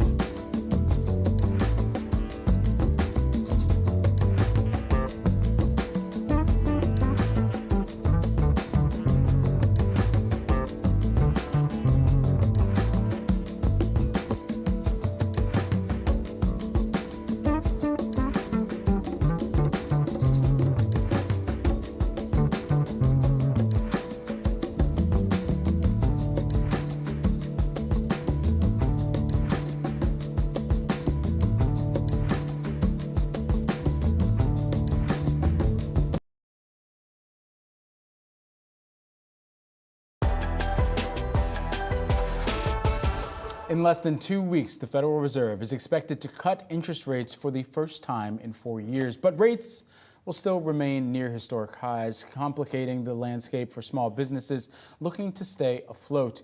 Here with tips for small business owners, I'm joined by Mark Valentino, who is the president and head of business banking at Citizens. Great to have you here with us. Thanks, Brad. It's great to be here. What should small business owners really be taking into consideration with regard to this first rate cut in 4 years that's anticipated? Yeah, absolutely. So first of all, small business is a passion of ours at Citizens. So I'm really happy to be talking about this, and I'm happy that small business has become more of a conversation right now.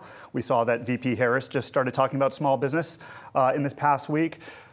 It's been a very hard environment, and I think what American consumers and American small businesses are really looking for right now as part of this whole rate cut is really policy. What are these candidates going to talk to us about in terms of policy to help improve the livelihoods of small business owners? As we know, they employ almost 40% of the U.S. economy, so a very important part of our overall economy is small business. How effective do you believe, and we've heard from Vice President Harris, Democratic nominee Harris as well, about some potential incentives for small business owners, operators as well, through funding that would ultimately help them perhaps navigate what is an uncertain macroeconomic environment as well. How effective might those be? I think it's excellent. I'm thrilled that she is talking about small business and rolling out some policies on this topic. What I would also like to see happen is her talk about the 33 million existing small business owners right now in the U.S. and the struggles that they're going through right now with inflation, high interest rates, putting food on the table for their families. So I'd like to see a little bit more policy about existing business owners, not just new applicants. What are the ways that you're seeing small business owners navigate through a consumer that's looking for value and value hacking and looking for promotions? That's going to pressure profits for not just small businesses, but every business as well. Listen, I have some principles at Citizens that I talk to all of our colleagues about as part of our overall Citizens credo. It's about colleagues, customers, and communities. And at Citizens, we try to invest in all three of those areas in big ways. If you're a small business, you don't want to just fight on price. You're not going to win against the larger global national corporations. You want to create intrinsic value for your customers, and you can do that by, I'll give you a few tips. One, enhancing your value proposition. So for example, instead of just talking about price points, can you build a loyalty program? Can you bundle products and services together to get customers to purchase more from you? But I would say the overarching theme, and this is something that we talk about in my business all the time, is staying close to your customers and also customer service. So we were just named the #1 in overall customer satisfaction as a business bank at Citizens in the 2024 annual Barlow Voice of the Customer. So that's customers rating us #1 overall amongst top 10 banks. I think that principle, though, of staying close to your customers and focusing on customer service is really important, because we don't take that for granted either as a bank. And we know we can do a lot more for our customers around service. So we keep at Citizens the customer as our kind of guiding North Star. And I think that can apply to any small business owner. If the customer's your guiding North Star, you're going to have good relationships, and ultimately your business will thrive. I like some of the other tips that you sent to us for people trying to start their own businesses as well in the current environment. Do your homework, do your research, seek advice from trusted people with experience, and be realistic, but not discouraged. Mark Valentino, who is the president and head of business banking over at Citizens. Thanks so much for joining us. Thanks, Brad. Pleasure to be here. Absolutely. Thank you. Coming up, everyone, we've got another episode of Stocks in Translation. Yahoo Finance's Jared Blickery is joined by a venture capital investor. We've got more on that after the break.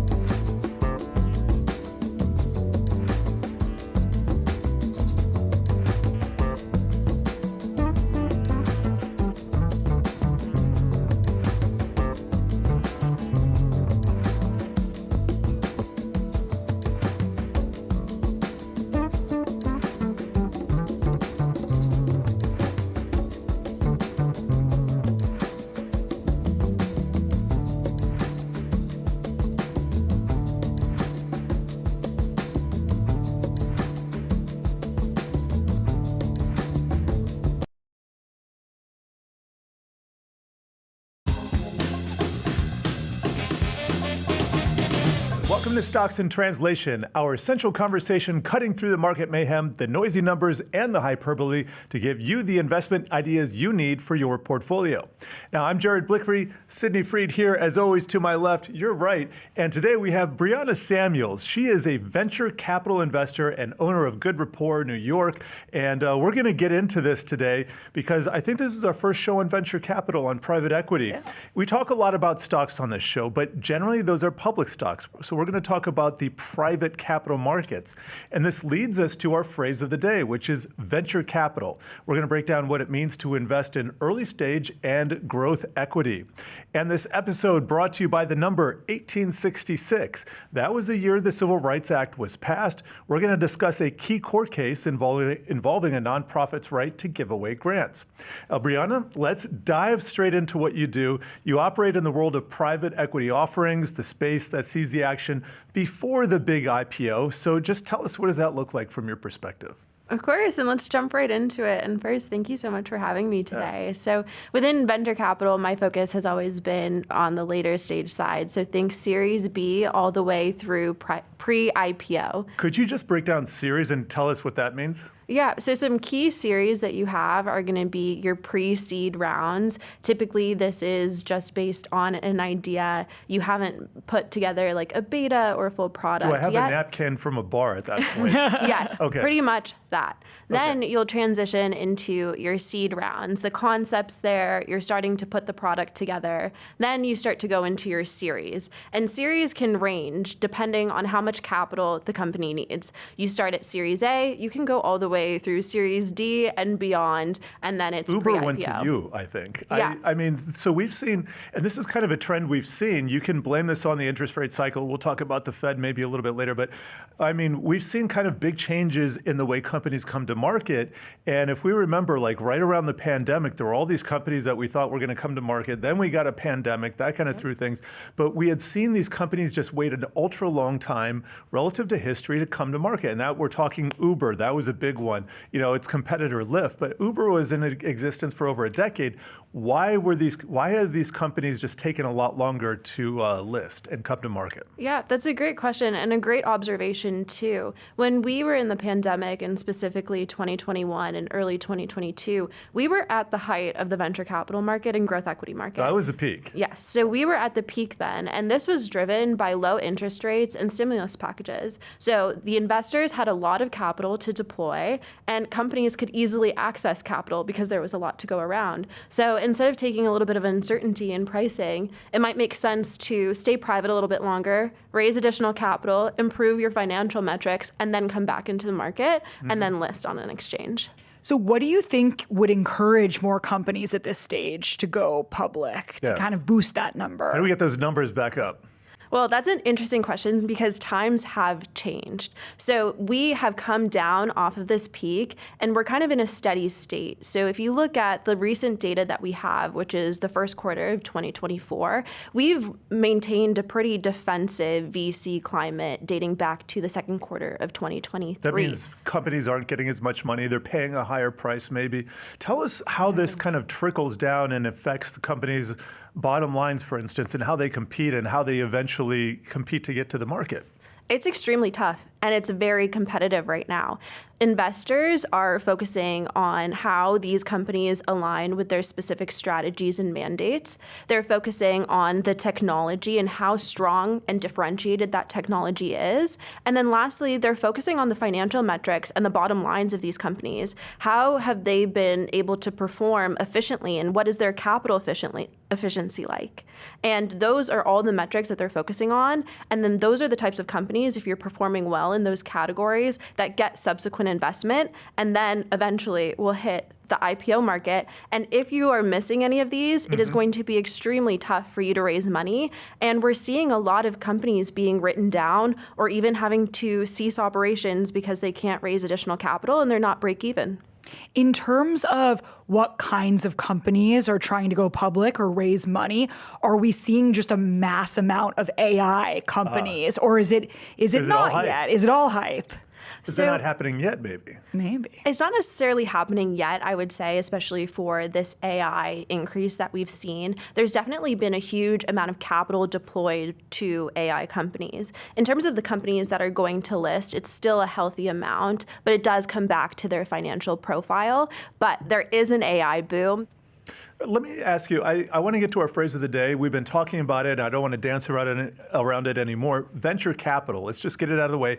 Venture capital is a form of private equity financing provided to startups and small businesses with high growth potential. It typically involves an investment in exchange for equity. It often includes managerial and technical expertise from investors. And so one of the things I'm reading in there, not only do you get money, you get some know-how as well, whether you like it or not. Like, tell us about that dynamic. Yeah, it's a great dynamic, especially for startup founders. You're usually running pretty lean and efficient teams, and having the expertise of investors who have seen many startups and have had the ability to scale, they can provide advice in different components. Sometimes you'll prefer to get an investor with a certain type of industry expertise or even kind of consulting expertise, saying you have to bridge that gap from going early stage to late stage or late stage to then eventually IPOing. There are certain investors that have different specialties that you can tap into.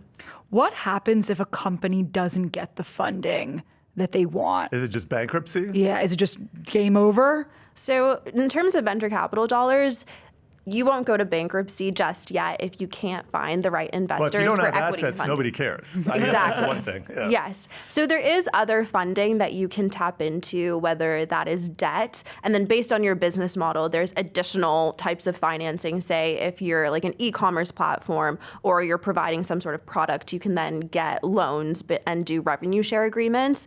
But once you go to venture capital dollars, it is typical to continue raising venture capital dollars. And then the moment that you can't do it, if you can't get an asset-backed loan or any debt, unfortunately, you do go out of business. I got to imagine that would kind of reflect poorly on not only the company, but also the VCs who made that initial investment. I know it differs situation by situation, but tell me the thinking that goes into how heavy a hand are we going to have in this business versus how laissez-faire is it going to be? I'm so glad that you asked this question, because I think a lot of people, when they think about venture capital and venture capital investing, you really think about that first part of the funnel of sourcing the investment and then doing the diligence to figure out if it fits your strategy and then writing the check. But there's also a very huge component to venture capital, which we call portfolio management. So you're going to build a good rapport with your management teams and have regular check-ins with them so that you can understand what's coming up in their strategy, if they have any pain points, so that you can get ahead of any of these challenges. And this is one of the reasons that I really love the venture capital market, is because it's also very collaborative. So you end up building a lot of relationships with the other investors and the other people that are on the company's cap table to figure out, okay, so we might see this challenge coming up. How can all of us rally together to help out this company and get past it? We work at Yahoo Finance, where we've been taken over twice, at least in my lifetime here, going back to 2015. And when private equity comes in, I noticed that there are certain people who have worked together before, and they're used to working together. And so you'll have these management teams that were successful before just kind of come into a different business and start all over. So it's been an interesting dynamic to see there. Wanted to ask you about misconceptions. I know you named a few in your notes, but what are some of the other misconceptions that we haven't talked about that people might have about private equity? Yeah, so I would say that because we were in that peak where in 2021, early 2022, when it was so easy to raise venture capital dollars, the first thing I want to say is that you don't always have to go the venture capital route. Think about all of the other sources of financing, especially if you're early stage. So think about your angel investing network. So these are high net worth individuals that will come in, especially if you're a pre-seed company and you're an individual with a great idea. They can help you get that idea off the ground. You can also do things such as like crowdfunding, where there's amazing platforms nowadays to help you raise money to then further your business. Think about friends and family. We often call these insider rounds, and that has actually been very common in market over this last year. We've seen an uptick in the amount of insider rounds and friends and family rounds that have been happening, and then you start to go into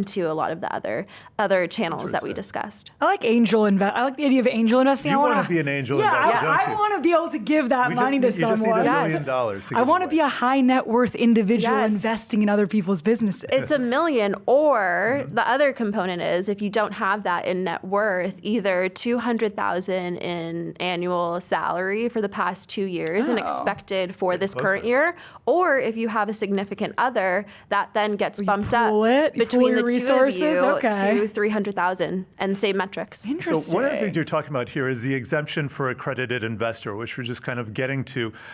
There have been traditionally, I used to write private placements a long time ago, and they were more difficult to sell to investors back then because there were more regulations, there were higher net worth standards. Tell us how the game has changed, how these kinds of investments have been opened up to more regular folks. I'm not going to say the public because they're not public, but more people.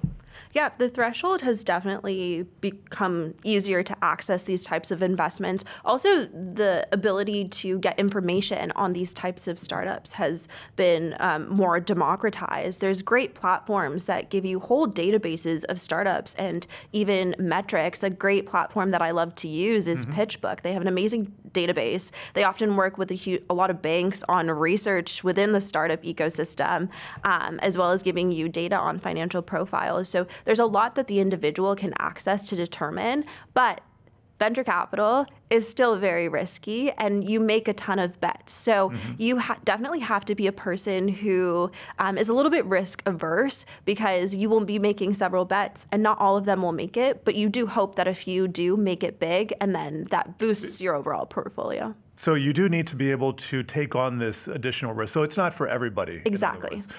We need to take a short break, so hold that thought. But coming up, we are going to talk about a key First Amendment venture capital court case, as well as the latest in our Who Wore It Better series, emphasis series. Stay tuned.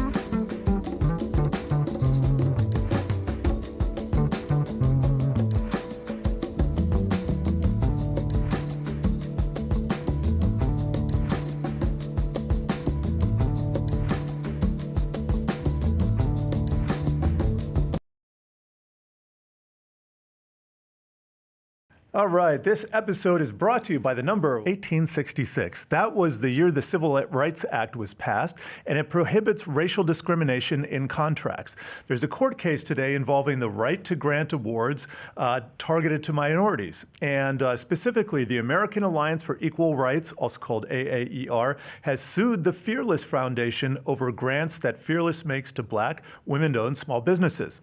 The AAER suit alleges violation of the Civil Rights Act, and the Fearless Foundation is raising First Amendment freedom of speech issues. Tell us why this is important and then how people should be thinking about this case.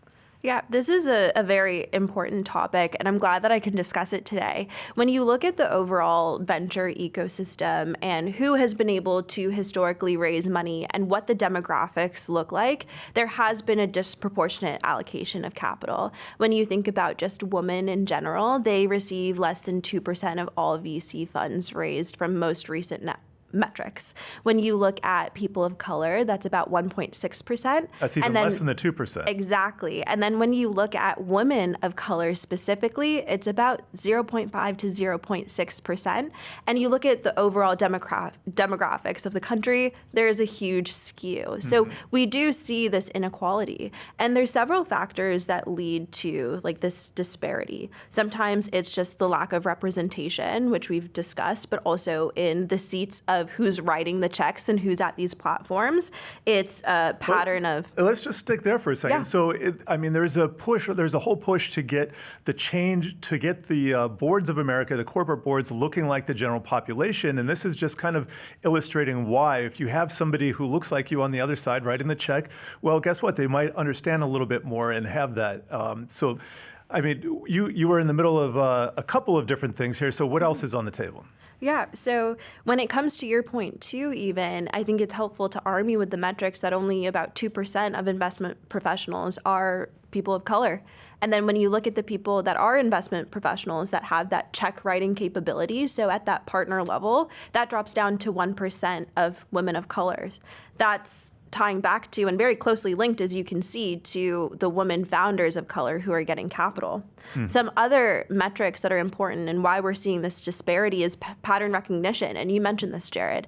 It's oftentimes we tend to spot patterns and trends and then repeat them. Without thinking. Exactly. It's just human nature. Like biases coming into play, yeah. Yeah. So how harmful is it to women and minorities if this decision stands? Yeah, it can be extremely harmful because that will only decrease the ability to access that capital and make it that much more difficult. So this is a court case. This is up to the judge. Exactly. But we want to raise awareness. What can people do? Yeah, that's a great question. So the Fearless Foundation, they have a petition going on right now. I highly encourage everyone to go to their website, sign the petition. We'll put it up. Put it behind me. You should also start this conversation. A lot of people should be talking to everyone within their network so that they understand what's happening and the implications, because it's not just going to end with this one specific demographic, because if the court does rule in the AAER favor, it's going to go after anyone who identifies as diverse, whether that is woman, LGBTQ+, or any other demographic. We're talking about how it's been such a challenging environment for private equity overall, and we're talking specifically about how hard it's been for minorities and for women. Is it easier, do you think, to start a business today than it was 10 years ago as a woman or a minority? I'm someone who always takes a more optimistic view. I think that even though we have these kind of challenges today, it's still a better environment if you are someone with a diverse background to start a company. You have so many different communities that you can join. There's so many more diverse investors, and then means to access that capital.